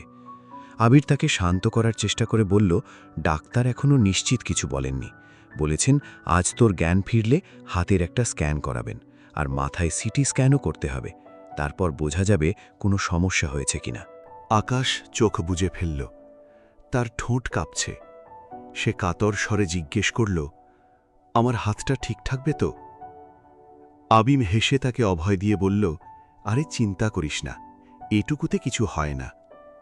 ঠিক তখনই দরজায় করাঘাতের শব্দ। আকাশের মা নাসরিন ভেতরে এসে দাঁড়ালেন। আবিরের ফোন পেয়ে তিনি আর দেরি করেননি। রুমে ঢুকেই অভিমান ভরা কণ্ঠে বললেন, ঠিকমতো থাকতে পারিস না? এভাবে কেউ রাস্তায় চলাফেরা করে? যদি আজ কিছু হয়ে যেত, আমি কি করতাম? তিনি কান্না জড়ানো কণ্ঠে একটানা বলে যেতে লাগলেন। আকাশ দুর্বল গলায় বলল, মা কেঁদো না, দেখছ না আমার কিছুই হয়নি? সেটা তো দেখতেই পাচ্ছি। নাসরিনের চোখ দিয়ে টপ টপ করে জল গড়িয়ে পড়ল। আকাশ শান্ত স্বরে বলল, মা প্লিজ কেঁদো না। তুমি কেমন আছো? তোমার শরীর ভালো? নাসরিন চোখের জল মুছে বললেন, আমি ভালো আছি, তুই সুস্থ হলেই তোকে এবার বাসায় নিয়ে যাব। আকাশ কিছুটা বিরক্ত হয়ে বলল, মা এসব কথা এখন বলো না। আমি জানি আমি আর ওই বাসায় যাব না, তবু আমাকে বারবার জোর করো কেন? আমি আবিরের সঙ্গে ভালো আছি। নাসরিন দীর্ঘশ্বাস ফেলে বললেন, কেমন ভালো আছিস সেটা তো দেখতেই পাচ্ছি। এই কি ভালো থাকার নমুনা? আকাশ যুক্তি দিয়ে বলল, বিপদ তো বাসায় থাকলেও আসতে পারত মা, এসব বলে কয়ে কোনো লাভ নেই। তবুও তোকে দেখতে মন চায়, সারাক্ষণ তোর চিন্তা হয়। নাসরিন কাঁপা গলায় বললেন, এ বয়সে তো নাতি নাতনিদের নিয়ে সময় কাটানোর কথা ছিল। আকাশ কষ্ট মেশানো কণ্ঠে বলল, তুমি সারাক্ষণ এই দুঃখের কথা বলো, আমার ভালো লাগে না। নাসরিন গভীর শ্বাস নিয়ে বললেন, আচ্ছা আর বলবো না। সকালে কিছু খেয়েছিস? আকাশ মাথা নেড়ে বলল, এখনও না। নাসরিন ব্যাগ খুলে টিফিন বক্স বের করতে করতে বললেন, আমি যতটুকু সময় পেয়েছি রান্না করে নিয়ে এসেছি। তিনি আবিরের দিকে তাকিয়ে জিজ্ঞেস করলেন, তুমি খেয়েছ বাবা? আবির বিনীতভাবে বলল, হ্যাঁ আমি নাস্তা করে এসেছি। নাসরিন দৃঢ়ভাবে বললেন, তবুও নাও, আর একটু খাও, না বলতে নেই। আবির মৃদু হাসল এবং প্লেটটা হাতে নিল। নাসরিন নিজের হাতে আকাশকে খাওয়াতে লাগলেন। খাওয়া শেষে আবিরের কাছ থেকে দুর্ঘটনার সবটুকু জেনে নিয়ে তিনি দীর্ঘ একটা নিঃশ্বাস ফেললেন, যেন বুকের ভার কিছুটা হালকা হল। 10টার দিকে ডাক্তার এসে আকাশকে দেখে গেলেন। তিনি মনোযোগ দিয়ে সবকিছু পর্যবেক্ষণ করলেন, কিছু প্রশ্ন করলেন, তারপর কিছু প্রয়োজনীয় টেস্ট দিলেন। আকাশ আর আবির টেস্টগুলো করতে বের হল। বিভিন্ন ল্যাবে ঘুরে ঘুরে টেস্ট শেষ করতে করতে দুপুর গড়িয়ে গেল। তারা ক্লান্ত শরীরে কেবিনে ফিরল। নাসরিন পুরো সময়টা আকাশের কেবিনেই ছিলেন। আকাশ ম্লান স্বরে বলল, মা তুমি বাসায় যাও, সারাদিন এখানে বসে থেকে কষ্ট করো না। নাসরিন দৃঢ় স্বরে উত্তর দিলেন, না আমি কোথাও যাচ্ছি না, রিপোর্ট না আসা পর্যন্ত আমি এখানেই থাকব। বিকেলে রিপোর্ট হাতে পেয়ে আবির ডাক্তারের কক্ষে গেল। ডাক্তার সব রিপোর্ট মনোযোগ দিয়ে দেখে বললেন, রোগীর তেমন কোনো গুরুতর সমস্যা হয়নি, হাতটা শুধু মচকে গেছে, 1 সপ্তাহের মতো সময় লাগবে ঠিক হতে। চাইলে হালকা প্লাস্টার করা যেতে পারে, তবে খুব প্রয়োজন নেই, শুধু একটু সাবধানে থাকতে হবে। আবির আশ্বস্ত হয়ে জিজ্ঞেস করল, তাহলে আমরা কি এখন বাসায় যেতে পারি? ডাক্তার মাথা নাড়িয়ে বললেন, আমি পরামর্শ দেব রোগীকে আরও 2 দিন হাসপাতালে রাখুন। যেহেতু মাথায় আঘাত পেয়েছে, তাই 2-3 দিন পর্যবেক্ষণ করা জরুরি। রিপোর্টে কিছু না থাকলেও অনেক সময় পরে সমস্যা দেখা দিতে পারে। একটু থেমেই ডাক্তার আরও বললেন, এছাড়া রোগীর আগের অবস্থার কথা চিন্তা করলে যে কোনো সময় প্যানিক অ্যাটাক হওয়ার সম্ভাবনা আছে, যেমন গতকাল রাতে হয়েছিল। আরেকটা বিষয় লক্ষ্য করেছি, রোগীর মানসিক অবস্থা স্থিতিশীল নয়, মনে হচ্ছে সে কোনো মানসিক চাপ বা দুশ্চিন্তার মধ্যে আছে। এখন তার পক্ষে আর কোনো ধরনের মানসিক চাপ নেওয়া ঠিক হবে না। এতে মাথায় প্রেশার পড়লে সাইড এফেক্ট হওয়ার সম্ভাবনা আছে, এমনকি ব্রেইন ড্যামেজও হতে পারে। আবির মনোযোগ দিয়ে সব কথা শুনল। তার মুখে গাম্ভীর্য ফুটে উঠল। ধীরে মাথা নেড়ে সে বলল, ঠিক আছে ডাক্তার, আমি সব ব্যবস্থা করছি। সন্ধ্যার দিকে নাসরিন বাসায় যাওয়ার আগে আকাশ আর আবিরকে বলে গেলেন, রাতের খাবার বাবলুর হাতে পাঠিয়ে দেব, তোমরা ঠিকমতো খেয়ে নিও। বাবলু আকাশদের বাসায় থাকে। বছর 2 আগে আকাশের বাবা একদিন বাবলুকে বাসায় নিয়ে এসে বলেছিলেন, এটা আমার অফিসের দারোয়ানের নাতি, মা বাবা নেই, নানার কাছেই থাকত, কিন্তু কয়েকদিন আগে নানাটাও মারা গেছে। দারোয়ান চাচা একদিন এসে আমাকে বলছিল, স্যার আমার যদি কিছু হয়ে যায় আমার নাতিটাকে একটু দেখে রাখেন। তাই ওকে বাসায় নিয়ে এলাম, আজ থেকে ও এখানেই থাকবে। সেদিন নাসরিন কোনো কথা বলেননি, শুধু নিঃশব্দে শিশুটার মাথায় হাত রেখে বলেছিলেন, আজ থেকে তুই আমার ছেলের মতো। তারপর থেকে বাবলু আকাশদের পরিবারের অংশ হয়ে উঠেছে। রাত প্রায় 10টার দিকে বাবলু হাসপাতালে পৌঁছাল। সে হাঁপাতে হাঁপাতে বলল, ভাইজান, আসতে একটু দেরি হয়ে গেল। রাস্তায় এমন জ্যাম ছিল যে মনে হলো ঢাকা শহর থেমে গেছে। বাবলু আকাশের বিছানার পাশে দাঁড়িয়ে জিজ্ঞেস করল, আপনি এখন কেমন আছেন? আকাশ একটু হেসে উত্তর দিল, ভালো আছি, তুই কেমন আছিস? আমি ভালো আছি, বাবলু সংক্ষেপে জানাল। আকাশ চশমাটা ঠিক করতে করতে বলল, পড়াশুনো করছিস ঠিকমতো, নাকি আমি বাসা থেকে চলে আসার পর ফাঁকি দিচ্ছিস? বাবলু জোর দিয়ে বলল, না ভাইজান, ফাঁকি দিচ্ছি না, এবার ক্লাসে আমি সেকেন্ড হয়েছি। আকাশের চোখে আনন্দের ঝিলিক ফুটল। সে উৎসাহিত করে বলল, অভিনন্দন, কিন্তু মনে রাখবি, শুধু ফার্স্ট বা সেকেন্ড হলেই হয় না। তুই কতটা শিখছিস, জানছিস, সেটাই আসল ব্যাপার, বুঝেছিস? বাবলু মাথা নেড়ে সায় দিল, বুঝেছি ভাইজান। আকাশ কৌতুক করে জিজ্ঞেস করল, কি বুঝেছিস? যা বলছেন ভাইজান, বাবলু লাজুক মুখে উত্তর দিল। আকাশ হো হো করে হেসে উঠল।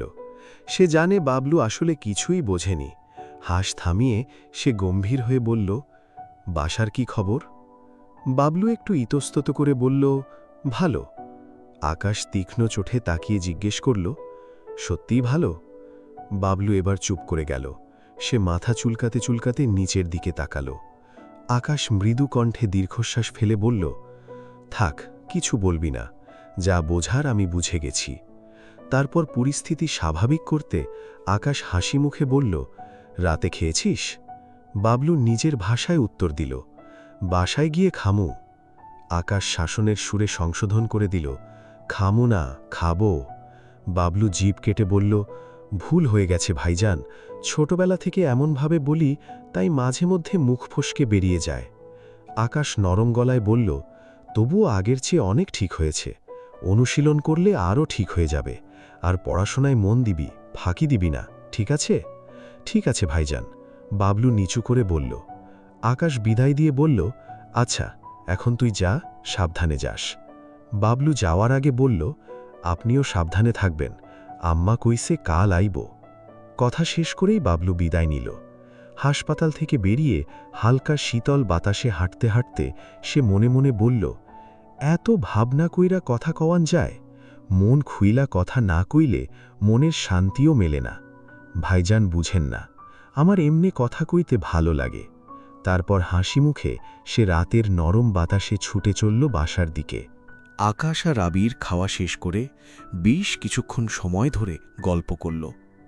হাসপাতালের ঘরটা তখন নরম আলোয় ভরা, বাইরে নিস্তব্ধ রাত। কথার ফাঁকে হঠাৎ আকাশ বলল, আবির, তুই এখন বাসায় যা, আমি একা থাকতে পারবো। এমন কিছু হয়নি যে আমাকে বাচ্চার মতো দেখাশোনা করতে হবে। আবির হেসে টিপ্পনি কেটে বলল, একটা বাচ্চাও রাস্তা দেখে পার হতে পারে, কিন্তু তুই পারিস না। আকাশ লজ্জিত হয়ে বলল, আমি একটু অন্য চিন্তায় ছিলাম, তাই খেয়াল করিনি। কি এমন চিন্তা ছিল যে রাস্তা পার হবার সময়ও মাথা কাজ করল না? আবিরের গলায় উদ্বেগের সাথে মেশানো বিরক্তি। আকাশ মুখ বাঁকিয়ে বলল, এভাবে ঝগড়া করছিস কেন? তোকে এখনো মারিনি, সেজন্য ধন্যবাদ দে। আকাশ দুষ্টুমি করে বলল, আয়, মার আমাকে। সত্যি কিন্তু মারব, আমি তো বারণ করিনি। আবির মাথা নাড়ল, একটু হেসে শান্ত গলায় বলল, আচ্ছা, এখন ঠিক ঠিক বল, গতকাল কি হয়েছিল? আকাশ এবার সিরিয়াস হয়ে সব খুলে বলল। রাস্তায় হঠাৎ মাথা ঘোরা, চোখে অন্ধকার নামা আর মেহেদির সঙ্গে সেই কথোপকথন। তারপর থেমে জিজ্ঞেস করল, মেহেদিকে? আবির একটু ভ্রু কুচকাল। আমাদের ক্লাসমেট, কিন্তু খুবই সুবিধাবাদী ছেলে। কেউ ওকে পছন্দ করত না, শেষে সবাই ওর থেকে দূরে সরে গিয়েছিল। তুই ওর কথা নিয়ে এত ভাবছিস কেন? আকাশ সরাসরি আবিরের চোখের দিকে তাকিয়ে প্রশ্ন করল, গোধূলিকে? প্রশ্নটা শুনে আবির থমকে গেল। সে প্রসঙ্গটা এড়িয়ে যেতে চেয়েছিল, কিন্তু জানত এই প্রশ্ন এড়ানো যাবে না। তাই সে ধীরে ধীরে বলল, গোধূলিকে সেটা আমি কি করে বলবো? আমাদের ক্লাসে এমন নামে কেউ নেই, আর চেনা পরিচিত কারো নামও আমি শুনিনি। তুই এসব ভেবে মাথা খারাপ করিস না, মেহেদি যা বলেছে সেটা বিশ্বাসযোগ্য না। আকাশ কিছুক্ষণ চুপ করে রইল, তারপর তীক্ষ্ণ দৃষ্টিতে তাকিয়ে বলল, তুই কি সত্যি বলছিস? আবির শান্তভাবে উত্তর দিল, আমি কেন মিথ্যা বলবো বল? আকাশের চোখে এখনও সন্দেহ। সে ভ্রুঙ্কুচকে তাকিয়ে রইল। আবির আবার বলল, আচ্ছা থাক, তুই এসব নিয়ে মাথা ঘামাবি না। ডাক্তার স্পষ্ট বলেছে এখন রিল্যাক্স থাকতে হবে। আকাশ নিস্তেজ গলায় বলল, আচ্ছা, আমি চেষ্টা করব। মনে রাখবি তো? হ্যাঁ, রাখব। আকাশ একটু থেমে বলল, এখন তুই বাসায় যা, গতকাল থেকে ঘুমাসনি। আমার জন্য তোর খুব প্যারা হয়ে গেল। প্যারা? আবির হেসে বলল, এবার কিন্তু তুই আমার হাতে মাইর খাবি। আচ্ছা, সরি। আকাশ হাসল, এবারের মতো মাফ করলাম। আবির উঠে দাঁড়াল। চলে যাওয়ার আগে সে আবার মনে করিয়ে দিল, রাতে যদি খারাপ লাগে বা কোনো দরকার হয় সঙ্গে সঙ্গে কল দিবি, আমি দৌড়ে চলে আসব, আর রাত জাগবি না। আকাশ মজা করে বলল, আমার মা হতে হবে না। আবির গম্ভীর হওয়ার ভান করে বলল, আমি তোর মা না, কিন্তু তুই এখন আমার দায়িত্বে। আন্টি বিশ্বাস করে তোকে আমার কাছে রেখে গেছে, সে বিশ্বাস রাখতে হবে। আকাশ হার মেনে বলল, আচ্ছা ঠিক আছে, আজকের মতো অনেক জ্ঞান দিলি, এখন তুই যা। যাওয়ার সময় আকাশ নিচুস্বরে বলল, নিজের যত্ন নে, তুই অসুস্থ হলে এখন তোকে কে দেখবে? আবির হাসি মুখে দরজার দিকে এগিয়ে গেল। আচ্ছা ঠিক আছে। আবির হাসপাতাল থেকে বের হল। বাতাসে হালকা ঠান্ডা ভাব। রাত তখন গভীর। হাঁটতে হাঁটতে সে ঠিক সেই জায়গাটায় পৌঁছে গেল যেখানে আকাশের অ্যাক্সিডেন্ট হয়েছিল। কোনো এক অজানা টান তাকে সেখানে নিয়ে এলো। সে কিছুক্ষণ চুপচাপ দাঁড়িয়ে রইল। হঠাৎ তার চোখ পড়ল রাস্তার ধারের 3 তলার একটা জানালার দিকে। গাঢ় অন্ধকারের ভেতরে মনে হল কেউ যেন ওপাশ থেকে তাকিয়ে আছে। সে স্থির দৃষ্টিতে তাকিয়ে রইল, কিন্তু না, জানালায় কেউ নেই, কেবল অন্ধকার আর ছায়ার খেলা। কয়েক মিনিট দাঁড়িয়ে থেকে সে ধীরে ধীরে হাঁটতে শুরু করল। মাথার ভেতর তখন এলোমেলো চিন্তার ঝড়। সে বিশ্বাস করে মানুষের নিয়তি বলে একটা কথা আছে, কিন্তু কারো ভাগ্যে নিয়তি এভাবে লেখা হতে পারে ভেবে সে অবাক হয়। এখন সামনে কি হবে তা সে বুঝতে পারছে না, পুরোটা ভাগ্যের ওপর ছেড়ে দিল। সে মনে মনে বলল, মানুষ যেখান থেকে সবচেয়ে বেশি পালাতে চায়, ভাগ্য ঠিক সেখানেই তাকে টেনে নিয়ে আসে। হাঁটতে হাঁটতে হঠাৎ তার মনে পড়ল নীলার কথা। সকালের পর থেকে মেয়েটাকে সে আর দেখেনি। ভেবেছিল আকাশ জ্ঞান ফেরার পর নীলা একবার হলেও আসবে, কিন্তু আসেনি। নীলাকে প্রথম যখন হাসপাতালে দেখেছিল সে চরম অবাক হয়েছিল। আবির কখনো ভাবেনি এভাবে আবার নীলার সঙ্গে দেখা হবে গোধূলির সঙ্গে। এদিকে এক ভয়ানক দুঃস্বপ্ন দেখে আকাশের ঘুম ভাঙল। স্বাভাবিক হতে সে কয়েক মিনিট সময় নিল। শরীর এখনও কাঁপছে, কপালে ঘাম জমেছে। সে ওপরের দিকে তাকালো, ফ্যান চলছে। ঢকঢক করে খানিকটা পানি খেয়ে নিল সে। বিছানায় বসে তার মনে হল রুমে কোনো ঘড়ি নেই যে সময় দেখবে। এদিকে ফোনের ডিসপ্লের ওপরের অংশটা কালো হয়ে গেছে। সে ভাবল কাল আবির এলে ওকে বলতে হবে ডিসপ্লেটা চেঞ্জ করে নিয়ে আসতে। সময় দেখার আশায় আকাশ রুম থেকে বেরোল। পুরো ফ্লোর নিঃশব্দ, কোথাও কোনো মানুষের শব্দ নেই। আকাশ ধীরে ধীরে হাঁটতে লাগল। ফ্লোরের শেষ প্রান্তে রিসেপশন, সেখানে একজন কর্মী চেয়ারে বসে ঘুমোচ্ছে। দেওয়ালে টাঙানো ঘড়িটা দেখে বুঝল এখন রাত 4টে বাজে। রুমে ফিরে না গিয়ে আকাশের কৌতূহল তাকে ছাদের দিকে টেনে নিল। সে নিঃশব্দ পায়ে সিঁড়ি বেয়ে ওপরে উঠল। ছাদের দরজা খোলা, ঠিক যেমনটা সে আশা করেছিল। ছাদে উঠে পুরো এলাকা একবার ঘুরে দেখল সে। সেখানে বসার বেশ সুন্দর ব্যবস্থা আছে। আকাশ মনে মনে বলল, মেয়েটা এখানেই বসে বই পড়ছিল। ছাদে কিছুক্ষণ কাটিয়ে আকাশ তাদের বাসা, আশেপাশের এলাকা আর রাস্তা দেখল। রাস্তায় কেবল 2-1টি কুকুর ছাড়া কোথাও কোনো মানুষ নেই। পুরো ঢাকা শহর এখন গভীর ঘুমে আচ্ছন্ন। হঠাৎ কোনো আওয়াজ এসে সতর্ক হয়ে গেল। পেছন থেকে যেন কিসের একটা আওয়াজ ভেসে আসছে। সে চারপাশ খুঁজে দেখল, কিন্তু কেউ নেই। বিড়াল মনে করে সে আর গুরুত্ব দিল না। সহসা আকাশের গা ছমছম করে উঠল। কেমন একটা ভারী বাতাস তার পাশ কাটিয়ে চলে গেল। মনের মধ্যে ভয়ের এক অদ্ভুত আশঙ্কা জন্ম নিতে চাইল, কিন্তু সে সেটাকে পাত্তা দিল না। এসব অর্থহীন কথা ভাবা স্রেফ বোকামি। ঠিক সেই সময় সে আবারও শব্দ শুনতে পেল। এবার সে স্পষ্ট বুঝতে পারল শব্দটা সিঁড়ির দিক থেকেই এসেছে। সে দ্রুত সেখানে ছুটে গেল, কিন্তু আবারও হতাশ হল। সেখানে কেউ নেই। আকাশ ভাবল এখানে আর থাকা উচিত হবে না। সে নিচে নেমে এলো এবং সোজা রুমে ঢুকে গেল, কিন্তু ছাদের সেই রহস্য এখনও তার মাথায় ঘুরছে। হঠাৎ মসজিদ থেকে ফজরের আজান ভেসে এলো। আজানের শব্দে আকাশের মন শান্ত হল। অপার্থিব চিন্তাভাবনাগুলো ম্লান হয়ে গেল। বুকের ভেতর বয়ে গেল এক হালকা শীতলতা। আকাশ আর ঘুমল না। মনে মনে ঠিক করল সকালে সে আবার ছাদে যাবে। তবে মনের মধ্যে আরও একটা আশা উকি দিচ্ছিল। দেখা যাক তার সেই আশা পূর্ণ হয় কিনা।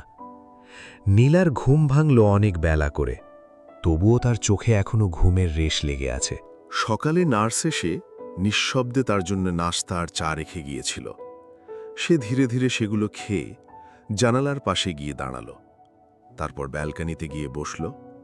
বাইরে আজ অদ্ভুত শান্ত এক সকাল। হালকা কুয়াশায় ঢাকা শহর, গাছের পাতায় শিশিরের ঝিলিক, আর বাতাসে এক ধরনের ঠান্ডা মিঠে সুবাস। ডিসেম্বর নীলার সবচেয়ে প্রিয় মাস। বছরের শেষ প্রান্তে দাঁড়িয়ে থাকা এই মাসটার মধ্যে একটা অদ্ভুত আবেগ মিশে আছে। সে মনে মনে ভাবল, সমাপ্তি মানেই তো আসলে নতুন এক শুরু।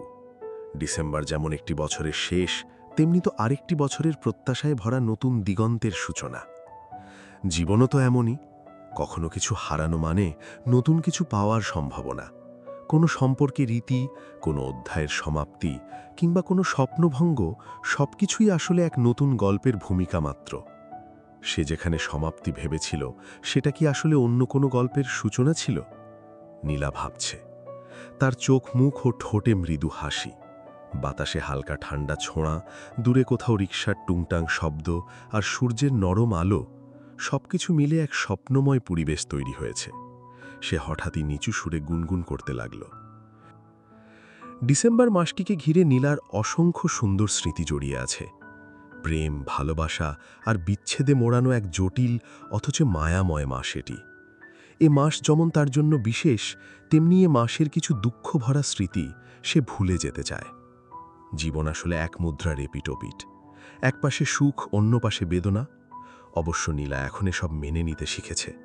নীলা ভাবল, বোকারা সবসময় অভিযোগ করে, নিজের ব্যর্থতার দায় অন্যের কাঁধে চাপিয়ে স্বস্তি খোঁজে। কিন্তু মেনে নিতে পারলেই জীবন অনেক সহজ আর সরল হয়ে ওঠে। তবুও মেনে নেওয়া যেমন সহজ, তেমনি কঠিন।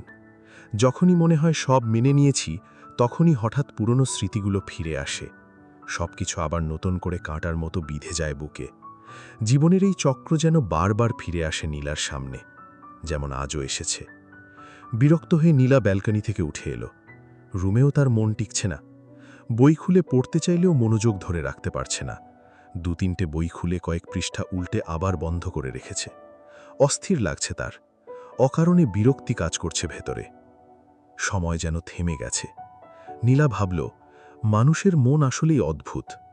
কেউ আজ পর্যন্ত কারো মন পুরোপুরি বুঝে উঠতে পারেনি। মানুষ নিজের মনকেও ঠিকভাবে বোঝে না, সেখানে অন্যের মন বোঝা তো বিলাসিতা মাত্র। সে মনে মনে বলল, পৃথিবীর সবচেয়ে জটিল জিনিস মানুষের মন। অবশেষে নীলার রুম থেকে বের হল। করিডরে পরিচিত ডাক্তার, নার্স আর রোগীদের সঙ্গে হাসি মুখে শুভেচ্ছা বিনিময় করল। সবকিছু যেন আজ খুব তাড়াতাড়ি শেষ হয়ে গেল। অথচ আজকের দিনটা কেন এত ধীরে যাচ্ছে? অন্য দিনের তুলনায় কোনো পার্থক্য নেই। তবুও নীলার মনে হচ্ছে সে ভালো নেই, তার মন খারাপ। দুপুরের দিকে নীলা মাকে ফোন দিল। অনেকক্ষণ কথা বলল দুজন। কথা শেষে হঠাৎ নীলা অনুরোধের সুরে বলল, মা, আজ আসার সময় আমার আকাশি রঙের শাড়িটা নিয়ে এসো। জাহানারা খানিক থেমে অবাক হয়ে জিজ্ঞেস করলেন, আজ হঠাৎ শাড়ি পরবি নীলা? মন খারাপ নাকি? নীলা মৃদুস্বরে উত্তর দিল, হ্যাঁ মা, মনটা খুব খারাপ। নীলার অনুরোধে জাহানারা বেরোবার আগে আকাশি রঙের শাড়িটা ব্যাগে গুজে নিলেন। পথে যেতে যেতে একটা ফুলের দোকানের সামনে থামলেন তিনি। সেখানে টাটকা গোলাপের গন্ধ ভেসে আসছে। নীলা গোলাপ ফুল খুব পছন্দ করে।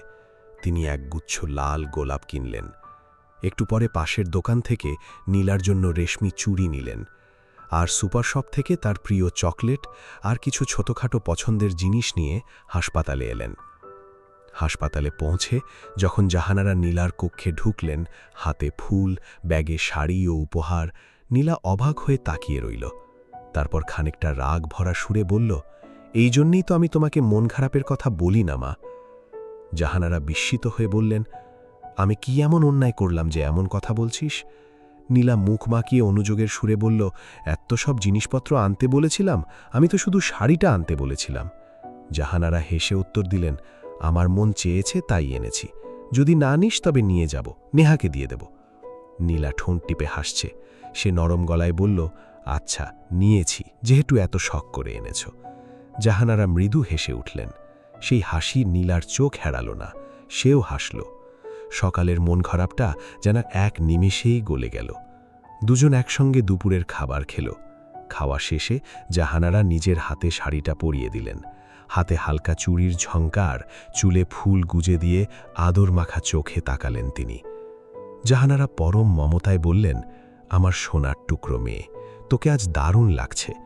নীলা লজ্জা পেয়ে নিচু স্বরে বলল, এত প্রশংসা করতে হবে না মা। জাহানারা মজা করে ডাকলেন, দেখি কাছে আয়। নীলা কৌতূহল নিয়ে জিজ্ঞেস করল, কেন? নজর টিপ দিয়ে দিই যাতে কারো খারাপ নজর না লাগে, জাহানারা বললেন। নীলা হেসে উত্তর দিল, আমি কি এখনো ছোট মেয়ে যে কপালে নজর টিপ দেবে?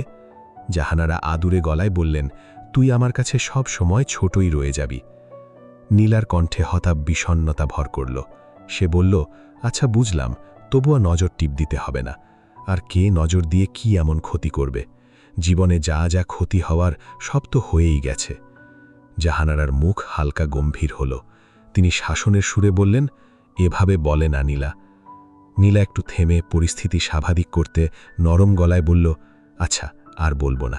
তুমি বাসায় যাবে না নাকি আজ আমার সঙ্গেই থাকবে? জাহানারা ম্লান হেসে বললেন, সম্ভব হলে থেকে যেতাম, কিন্তু থাকতে হবে না। এখন তো আগের মতো ঘন ঘন তোর মাথা ব্যথা ওঠে না, চাইলে তো বাসায় থাকতে পারিস। তুই বাসায় থাকলে আমার মনও শান্তি পায়। নীলা জানালার বাইরে তাকিয়ে রহস্যময় হাসি দিয়ে বলল, মা, একদিন হুট করে বাসায় চলে যাব। জাহানারা উৎসুক হয়ে সাথে সাথে জিজ্ঞেস করলেন, সেই দিনটা কবে আসবে? নীলার চোখে এক ঝলক রহস্যময়তা। সে মৃদু হেসে উত্তর দিল, কোনো একদিন। জাহানারা দীর্ঘশ্বাস ফেলে বললেন, তাহলে দ্রুত আসছে না বুঝি? নীলা অস্পষ্ট স্বরে বলল, সেটা এখনই বলতে পারছি না মা। জাহানারা চলে গেলে নীলা নিঃশব্দে ছাদে চলে এলো। হাসপাতালের ছাদটা তার খুব প্রিয় জায়গা। ওপরে একটু খোলা আকাশ আর হালকা হাওয়া, এইটুকুতেই যেন তার মনে প্রশান্তি মেলে। ছাদে একটা দোলনা আছে, ওটা সে তার বাবাকে বলে আনিয়েছে। বই পড়তে পড়তে সে দোলনায় হালকা দুলতে ভালোবাসে। আজও হাতে একটা বই নিয়ে সে দোলনায় বসেছে। হালকা বাতাসে তার চুল উড়ছে, বইয়ের পাতা উল্টানোর শব্দে এক অদ্ভুত নিস্তব্ধতা। ঠিক এমন সময় হঠাৎ সে শুনতে পেল কেউ যেন পেছন থেকে বলছে, আপনার নাম কি? নীলা অবাক হয়ে ঘুরে তাকাল। তার চোখ বিস্ময়ে স্থির হয়ে গেল। হ্যাঁ, ঠিক তার পেছনেই দাঁড়িয়ে আছে আকাশ। নীলার মনে পড়ে গেল দুদিন আগের সেই বিকেলের কথা। নীলা সেদিন ব্যালকনিতে বসে বই পড়ছিল। ডিসেম্বরের সন্ধ্যা, বাতাসে হালকা ঠান্ডা ভাব, সবকিছুই ছিল শান্ত ও সুন্দর। কিন্তু ঠিক তখনই কোনো এক অজানা কারণে তার চোখ বই থেকে সরে গিয়ে নিচের রাস্তায় পড়ল। আর তারপরেই তার দৃষ্টি স্থির হয়ে গেল। অবিশ্বাসে নীলার চোখ বড় হয়ে গিয়েছিল। অনেকদিন পর চেনা মুখটা দেখে সে এক মুহূর্তের জন্য স্তব্ধ হয়ে গিয়েছিল। বুকের ভেতর কেমন এক অস্থির ঝড় বইছিল। হাত কাঁপছিল, চোখ টলমল করছিল। সে ভাবেনি এ জীবনে আর কখনো আকাশের সঙ্গে দেখা হবে। যার সঙ্গে দেখা না হওয়াই ভালো, নিয়তি কেন জানি বারবার সেই মানুষকেই আমাদের সামনে নিয়ে আসে। যার সঙ্গে দেখা উচিত না, তার সঙ্গেই কেন দেখা হয়? নীলা তখনও আকাশের দিকে তাকিয়েছিল। তার চোখে ছিল অগণিত প্রশ্ন, না বলা কিছু কথা আর একরাশ অনুশোচনা। ঠিক সেই মুহূর্তে ঘটনাটা ঘটে গেল। হঠাৎই একটা গাড়ি দ্রুত এসে আকাশকে ধাক্কা দিল। সবকিছু যেন কয়েক সেকেন্ডের মধ্যে ঘটে গেল। গাড়িটা ব্রেক করতে করতে অনেক দেরি করে ফেলেছিল। নীলা বিস্ময়ে ও ভয়ে হতবুদ্ধি হয়ে দেখল আকাশ রক্তাক্ত হয়ে রাস্তায় পড়ে আছে। চারদিক থেকে মানুষ জড়ো হয়ে গেল। ড্রাইভার দৌড়ে এলো হন্তদন্ত হয়ে।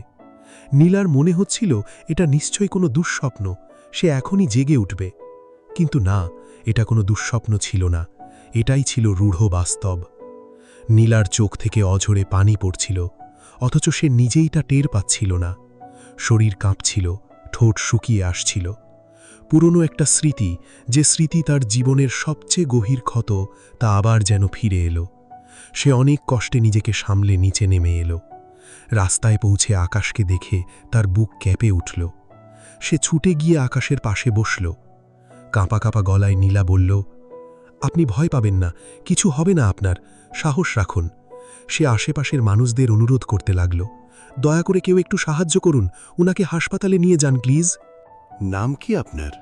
হঠাৎ নীলার পাশে দাঁড়িয়ে আকাশ জিজ্ঞেস করল। নীলা শান্ত স্বরে উত্তর দিল, নীলা। আকাশ একটু হেসে বলল, নীলা, চমৎকার নাম। তা হাতে কবিতার বই, অথচ মন খারাপ। আজকে মন খারাপ কেন? নীলা কিছুটা অবাক হয়ে তাকালো। মন খারাপ ছিল তা বুঝলেন কিভাবে? আকাশ আত্মবিশ্বাসের সাথে হাসল। এমনিই মনে হলো, তবে সারাদিন একটু খারাপ থাকলেও এখন আর নেই, তাই না? নীলা মৃদু হেসে স্বীকার করল, না, এখন নেই। আকাশ সুযোগ বুঝে বলল, নেই? তাহলে তো কবিতা শোনানো লাগছে না। আমি ভেবেছিলাম মন খারাপ থাকলে আপনাকে একটা কবিতা শোনাব। নীলা কৌতুক করে বলল, আপনি কবিতা শোনাতেন? তাহলে তো এখন মিথ্যে করে বলতে হয়, আজ আমার মন খুব খারাপ। আকাশ হাসল। নীলা আবার জিজ্ঞেস করল, কবিতা শুনতে ভালো লাগে আপনার? আকাশ গম্ভীর হয়ে উত্তর দিল, আমার মনে হয় কবিতা নিজের চোখে পড়ার চেয়ে কারো কণ্ঠে শোনা অনেক বেশি সুন্দর। নীলা একটু ভেবে বলল, এটা তো কখনো ভাবিনি, কিন্তু সবাই কবিতা শোনাতে পারে না। কবিতা পড়া আর কাউকে কবিতা শোনানোর মধ্যে বিশাল পার্থক্য। এখন তো মনে হচ্ছে আপনার কাছ থেকেই একটা কবিতা শুনি, আকাশ আবদার করল। নীলা অপ্রস্তুত হয়ে বলল, আমি তো কবিতা শোনাতে পারি না, এ ক্ষমতা সবার থাকে না, খুব অল্প কিছু মানুষের থাকে। আমি না ভেবেই বলে ফেলেছি কবিতা শোনাব। মনে হয় কথাটা বলে খুব অন্যায় করে ফেলেছি। অসুবিধে নেই, আকাশ অভয় দিয়ে বলল, একদমই না, চাইলেই শোনাতে পারেন।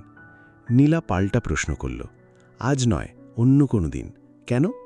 আকাশ রহস্যময় হাসল, একটু প্রস্তুতি নিতে হবে। প্রস্তুতি ছাড়া আপনাকে কবিতা শোনাতে ইচ্ছে করছে না। নীলা হাসল, আচ্ছা, আমি অপেক্ষায় রইলাম। তা আপনার হাতে ওটা কি বই? আকাশ বইয়ের প্রচ্ছদ দেখিয়ে বলল, পূর্ণেন্দু পত্রীর কথোপকথন। নীলা অবাক হয়ে বলল, আপনি পড়েছেন? আকাশ ম্লান হেসে বলল, বইটা আছে আমার কাছে, তবে পড়া হয়নি। নীলা আফসোসের সুরে বলল, এত সুন্দর বই না পড়ে রেখে দিয়েছেন? আকাশ দীর্ঘশ্বাস ফেলে বলল, পড়ব ভেবেছিলাম, কিন্তু দেখুন ভাগ্য আমাকে কোথায় নিয়ে এসেছে। ও হ্যাঁ, এখন কেমন আছেন আপনি? নীলার কণ্ঠে উদ্বেগ।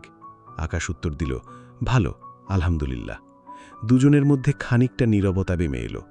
বাতাসে যেন এক অদ্ভুত প্রশান্তি, কিন্তু সেই নীরবতার ভেতরে লুকিয়ে আছে অনুচ্চারিত কিছু কথা। নীরবতা ভেঙে আকাশ বলল, আপনাকে ধন্যবাদ জানাতে এলাম। নীলা অবাক হয়ে বলল, ধন্যবাদ? কেন? আকাশ বুঝিয়ে বলল, আবিরের কাছ থেকে শুনেছি আপনিই নাকি আমাকে হাসপাতালে নিয়ে এসেছেন। আমি যখন অচেতন ছিলাম আপনি বারবার খোঁজ নিয়েছেন। নিশ্চয়ই অনেক ঝামেলায় ফেলেছিলাম আপনাকে। নীলা বিনম্র সুরে বলল, একদমই না। মানুষ হয়ে মানুষের বিপদে এগিয়ে আসা মানব ধর্ম। আকাশ কৌতূহলী হয়ে জিজ্ঞেস করল, কিন্তু আপনি আমাকে চিনলেন কিভাবে? নীলা শান্ত গলায় বলল, আবির যে বর্ণনা দিয়েছে সেটা শুনে চিনে ফেললাম। আকাশ মাথা নেড়ে বলল, শুনে ভালো লাগলো যে চিনতে পেরেছেন, কিন্তু জ্ঞান ফেরার পর তো আর দেখতে এলেন না। নীলা নিচু স্বরে বলল, বিরক্ত করতে চাইনি। বিরক্ত কেন হব? আকাশ কথা কেটে বলল, না, কোনো তবুও শুনব না। জ্ঞান ফেরার পর আপনার একবার খোঁজ নেওয়া উচিত ছিল। যে মানুষটা আমার জীবন বাঁচিয়েছে তাকে ধন্যবাদ না জানিয়ে চলে যাওয়া তো অন্যায়। নীলা শান্তভাবে বলল, ধন্যবাদ পাওয়ার আশায় মানুষকে সাহায্য করা উচিত নয়। ঠিক বলেছেন, কিন্তু ধন্যবাদ জানানো আমার দায়িত্ব। আকাশ একটু থামল, তারপর বলল, ভাগ্য ভালো আপনি ছাদে এসেছিলেন, তাই চিনতে পারলাম। প্রথমে নিশ্চিত ছিলাম না, কিন্তু সাহস করে কথা বলতে এলাম। কিছু মনে করেননি তো? নীলা হাসল, না, বরং আপনাকেও ধন্যবাদ। আকাশ অবাক হয়ে বলল, আমাকে কেন? নীলা রহস্য করে বলল, মন ভালো করে দেওয়ার জন্য। আকাশ জানতে চাইল, কিভাবে? নীলা বুঝিয়ে বলল, এই যে আপনি আনুষ্ঠানিক কথা না বলে পরিচিত মানুষের মতো করে কথা বললেন, বিষয়টা ভালো লেগেছে।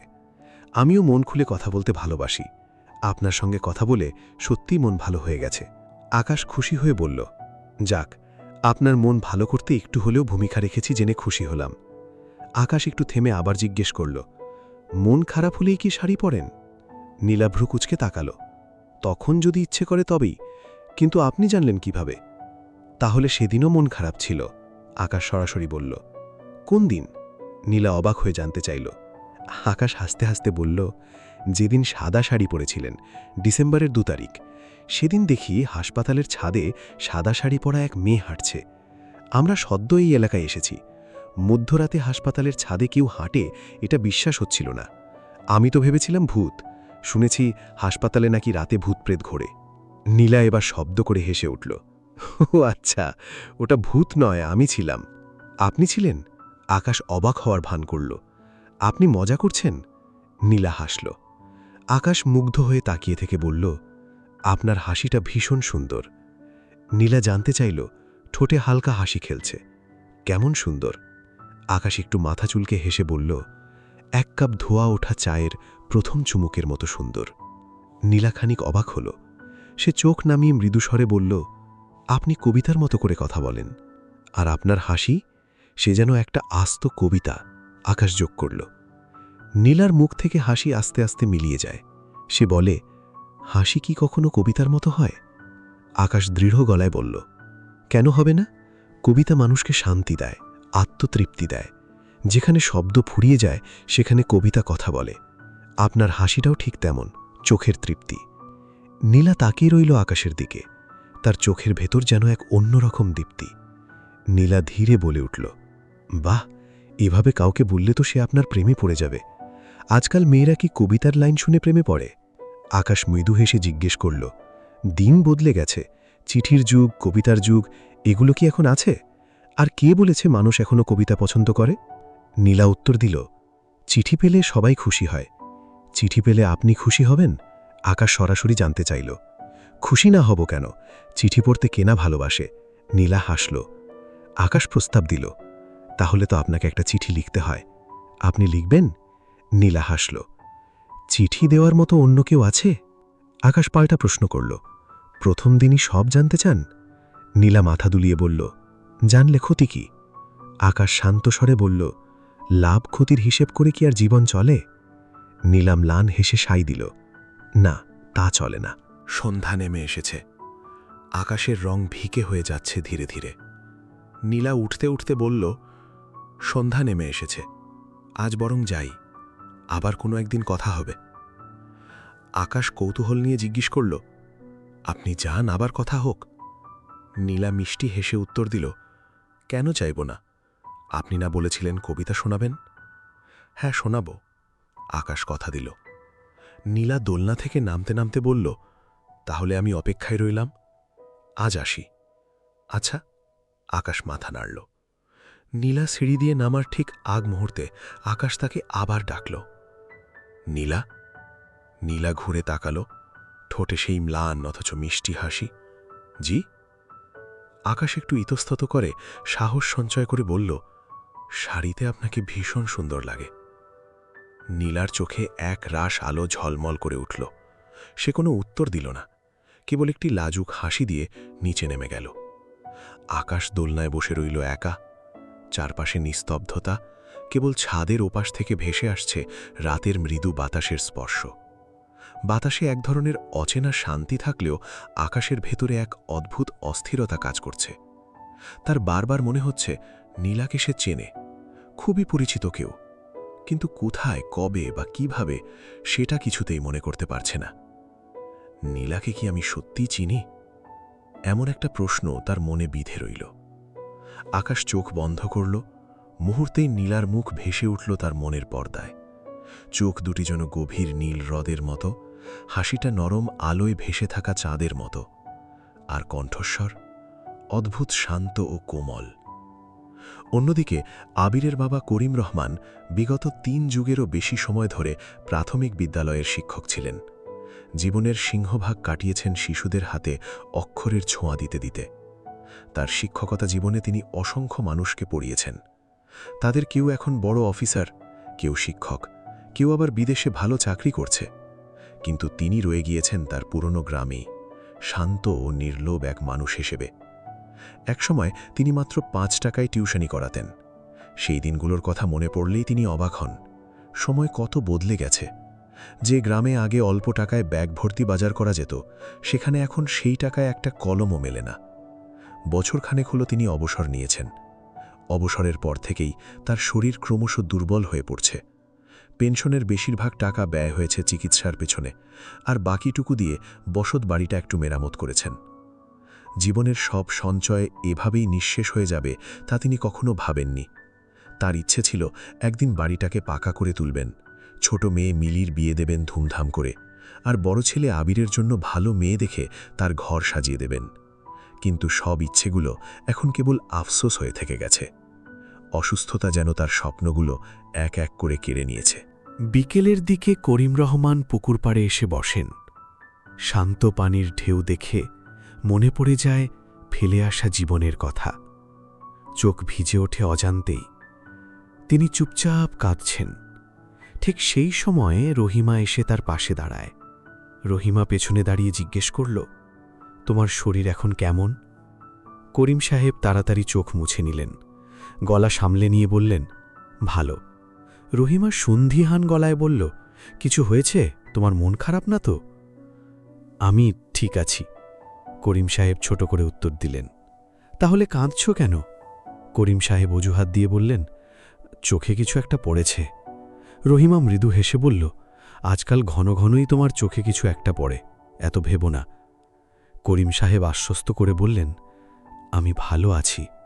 রহিমা একটু অভিযোগের স্বরে বলল, সকালে ভয় পাইয়ে দিয়েছিলে, এখন বলছো চিন্তা না করতে। করিম সাহেব হালকা হেসে বললেন, আমার কিছু হবে না, ছেলে মেয়ের বিয়ের দাওয়াত না খেয়ে আমি কোথাও যাচ্ছি না। আল্লাহ যেন তোমাকে সুস্থ রাখে। রহিমা দোয়া করল। সে একটু থেমে জিজ্ঞেস করল, আবিরের কি খবর? ছেলেটা এখন আর আগের মতো ফোন দেয় না, বাবাকে কি এখন আর মনে পড়ে না? অভিমানী কণ্ঠে করিম রহমান বললেন, হয়তো না। রহিমা মৃদু স্বরে তাকে বোঝাল, ওর পড়াশোনা শেষ হয়েছে অনেক দিন, কিন্তু এখনও একটা চাকরি জোটাতে পারেনি। সেই লজ্জাতেই হয়তো কল দেয় না, তবে সব সময় তোমার খোঁজ নেয়, শরীর কেমন, ওষুধ খেয়েছ কিনা এসব জিজ্ঞেস করে। করিম রহমান বিষণ্ণ হয়ে বললেন, আমি কি শুধু চাকরির কথা বলি ওকে? আসলে বয়স হলে ছেলে মেয়েদের সাথে বাবার দূরত্ব বেড়ে যায়। তার চোখে এক ফোঁটা নোনা অভিমান চিকচিক করে উঠল। তিনি একটু থেমে আবার বললেন, আবিরকে একটা কল দাও না, ছেলেটার কণ্ঠ শুনতে খুব ইচ্ছে করছে। রহিমা মিলিকে ডাকল, মিলি, এই মিলি। মিলি সাড়া দেয় না। রহিমা আবার ডাকল, মিলি, ফোনটা নিয়ে আয়। এবার ভেতর থেকে উত্তর আসে, মা তুমি নিয়ে যাও, আমি একটা জরুরি কাজ করছি। রহিমা একটু রেগে বলে, কাজ পরে করিস, আগে ফোনটা নিয়ে আয়। বিরক্ত হলেও মিলি সেটা মুখে প্রকাশ করে না। কাজ ছেড়ে ফোনটা এনে দেয়। যাওয়ার সময় মিলি কটমট করে বলে যায়, আমাকে আর ডাকবা না, আমি কাজ করছি। রহিমা বিরক্ত হয়ে বলে, তোর কাজ মানেই তো শুধু অকাজ, ভালো কোনো কাজ করিস? মিলি পল্টা জবাব দেয়, আমার কাজ নিয়ে তোমার কিছু বলার দরকার নেই মা, তুমি বোঝো না, তাই তোমার কাছে এগুলো অকাজ মনে হয়। কথা শেষ করেই দ্রুত সরে যায় সে। রহিমা দীর্ঘশ্বাস ফেলে ফোনে আবিরের নাম্বার ডায়াল করলেন। রিং বাজে, কিন্তু ওপাশ থেকে কেউ কল তোলে না। আবারও কল দিলেন, তবুও সাড়া মিলল না। রহিমার মন খারাপ হয়ে গেল। তিনি মনে মনে ভাবলেন, মানুষটা এত আশা নিয়ে কথা বলতে চেয়েছিল, আর ছেলেটা এখনই ফোন ধরছে না। রহিমার চোখ মুখ কুঁচকে গেল। তিনি করিমের দিকে তাকাতে পারছেন না। করিম সাহেব পরিস্থিতি বুঝে নিয়ে শান্ত গলায় বললেন, ও হয়তো ব্যস্ত আছে, থাক, আর কল দিও না রহিমা। রহিমা কিছু বললেন না। তার গলার ভেতরটা কেমন ভার হয়ে এলো। মানুষটাকে তিনি ভীষণ ভালোবাসেন। তার সামান্য কষ্টেও রহিমার বুকটা হাহাকার করে ওঠে। আজকাল তিনি প্রায়ই ভাবেন, যদি মানুষটার কিছু হয়ে যায়, আমি একা কিভাবে বাঁচব? বিয়ের পর থেকে এই মানুষটাই তো তার সব, তার পৃথিবী। করিম সাহেব ধীরে ধীরে উঠে দাঁড়ালেন। তিনি বললেন, আমি একটু বাজার থেকে ঘুরে আসি। রহিমা সাবধান করে দিলেন, আচ্ছা, সাবধানে যেও, সন্ধ্যের আগেই ফিরে এসো। আচ্ছা। করিম সাহেব মৃদু হেসে বিদায় নিলেন। অন্যদিকে আবির হাসপাতালে এসে দেখল আকাশ রুমে নেই। নার্সকে জিজ্ঞাসা করেও কোনো তথ্য পেল না সে। হাসপাতালের ভেতরে বাইরে কোথাও তাকে খুঁজে না পেয়ে আবির উদ্বিগ্ন হয়ে উঠল। দুপুরে একসাথে খাওয়ার পর আবির আকাশের ফোনটা ঠিক করতে বেরিয়েছিল, কিন্তু ফিরে এসে দেখল আকাশ নিখোঁজ। ঘণ্টাখানেক পেরিয়ে গেলেও কোনো খোঁজ মেলেনি। আবির নিচে নেমে এলো। চায়ের দোকানগুলো দেখল, কিন্তু আকাশ এখানেও নেই। রিসেপশন ডেস্কের মেয়েটার উপর বিরক্ত হয়ে সে আবার করিডরে ফিরে এলো। তার ফোন বাজছে। মা কল দিয়েছেন। সে আপাতত ফোন রিসিভ না করে রেখে দিল। আপাতত আকাশকে খুঁজে পাওয়াটা বেশি জরুরি। কিছুক্ষণ পায়চারা করার পর নীলার সাথে দেখা হলো। আবির দ্রুত জিজ্ঞেস করল, আকাশকে কোথাও দেখেছেন? বিকেল থেকে খুঁজে পাচ্ছি না। নীলা শান্ত গলায় বলল, আপনার বন্ধু হাসপাতালের ছাদে আছে। আবির তড়িঘড়ি করে ছাদে চলে এলো। দেখল আকাশ দোলনায় বসে আপন মনে দোল খাচ্ছে। আবির রাগটার চেপে রাখতে পারল না। তুই এখানে, আর আমি তোকে পুরো হাসপাতাল খুঁজে বেড়াচ্ছি? ভয় পাইয়ে দিয়েছিস আবারও। আবির হাঁপাতে হাঁপাতে বলল। আকাশ ধীরে পাশ ঘুরে তাকিয়ে বলল, আয়, এখানে বস। আমাকে নিয়ে তোর এত চিন্তা করতে হবে না। তুই সব সময় বলিস চিন্তা করতে হবে না, কিন্তু ঠিকই চিন্তায় ফেলে দিস। আবির পাশে বসতে বসতে জানতে চাইল, তোর শরীর এখন কেমন? হাতের ব্যথা কমেছে? মাথার অবস্থা কি? আকাশ উত্তর দিল, মনে হচ্ছে অনেকটা কমেছে। ডাক্তার বলেছেন মাথার ব্যান্ডেজ কাল খুলে দেখবেন। আবির একটু থেমে আকাশকে গভীর চিন্তায় মগ্ন দেখে জিজ্ঞেস করল, কি ভাবছিস? নীলাকে। আবিরের ভ্রু কুঁচকে গেল। নীলাকে? কেন? আকাশ দ্বিধায় নিয়ে বলল, কেন জানি নীলাকে আমার খুব পরিচিত মনে হচ্ছে। আমি ওকে অনেক আগে থেকেই চিনি, কিন্তু মনে পড়ছে না আসলেই কি পরিচিত কেউ। তোর কি মনে হয়? আবির নিজেকে সামলে নিয়ে শান্তভাবে উত্তর দিল, আরে বোকা, যদি পরিচিত কেউ থাকতো তাহলে তুই নিশ্চয়ই চিনতিস। হ্যাঁ, তোর পরিচিত কেউ হলে আমি অবশ্যই চিনতাম, কিন্তু নীলাকে আমি আগে কখনো দেখিনি। সেই দিন হাসপাতালের ছাদে প্রথম দেখা। আবির খুব সাবধানে মিথ্যাটা বলল, যাতে আকাশ সন্দেহ না করে। আচ্ছা, আকাশ কিছুটা হতাশ হয়ে বলল। রাতে খাওয়ার পর আকাশ আবিরকে বলল, আমাকে কয়েকটা কবিতার বই এনে দিবি? আবির অবাক হয়ে দুষ্টুমি করে বলল, নীলাকে কি কবিতা শোনাতে চেয়েছিস? আকাশ চমকে উঠে বলল, তুই কি করে জানলি? এখানে বোঝার কি আছে, অনুমান করেই বললাম। আবির হাসল। আমি বই নিয়ে আসবানি। পরদিন আবির 3টি কবিতার বই নিয়ে এলো। আকাশ বই পড়তে বসেই নীলার পছন্দের কবিতা বাছাই করতে করতে রাত 2টো বাজিয়ে দিল। পড়তে পড়তে আকাশ কখন যে ঘুমের ঘোরে ঢলে পড়েছে সে নিজেও জানে না। সে টের পেল না অন্ধকারের আড়াল থেকে 2টো চোখ দূর থেকে তাকে দেখছে। কাজল কালো সেই চোখ দুটো অশ্রুতে ভিজে মায়াবী হয়ে উঠেছে। ঘুমন্ত আকাশকে দীর্ঘ সময় দেখল সেই চোখ দুটো। হঠাৎ করিডোরে কারোর পায়ের শব্দ পাওয়া গেল। নীলা সতর্ক হয়ে নিঃশব্দে নিজের রুমে চলে এলো। রুমে এসেই সে আর কান্না ধরে রাখতে পারল না, অঝরে কাঁদল। আজকের কান্না যেন বছরের পর বছর জমে থাকা ব্যথার পাহাড়কে কিছুটা হলেও হালকা করে দিল।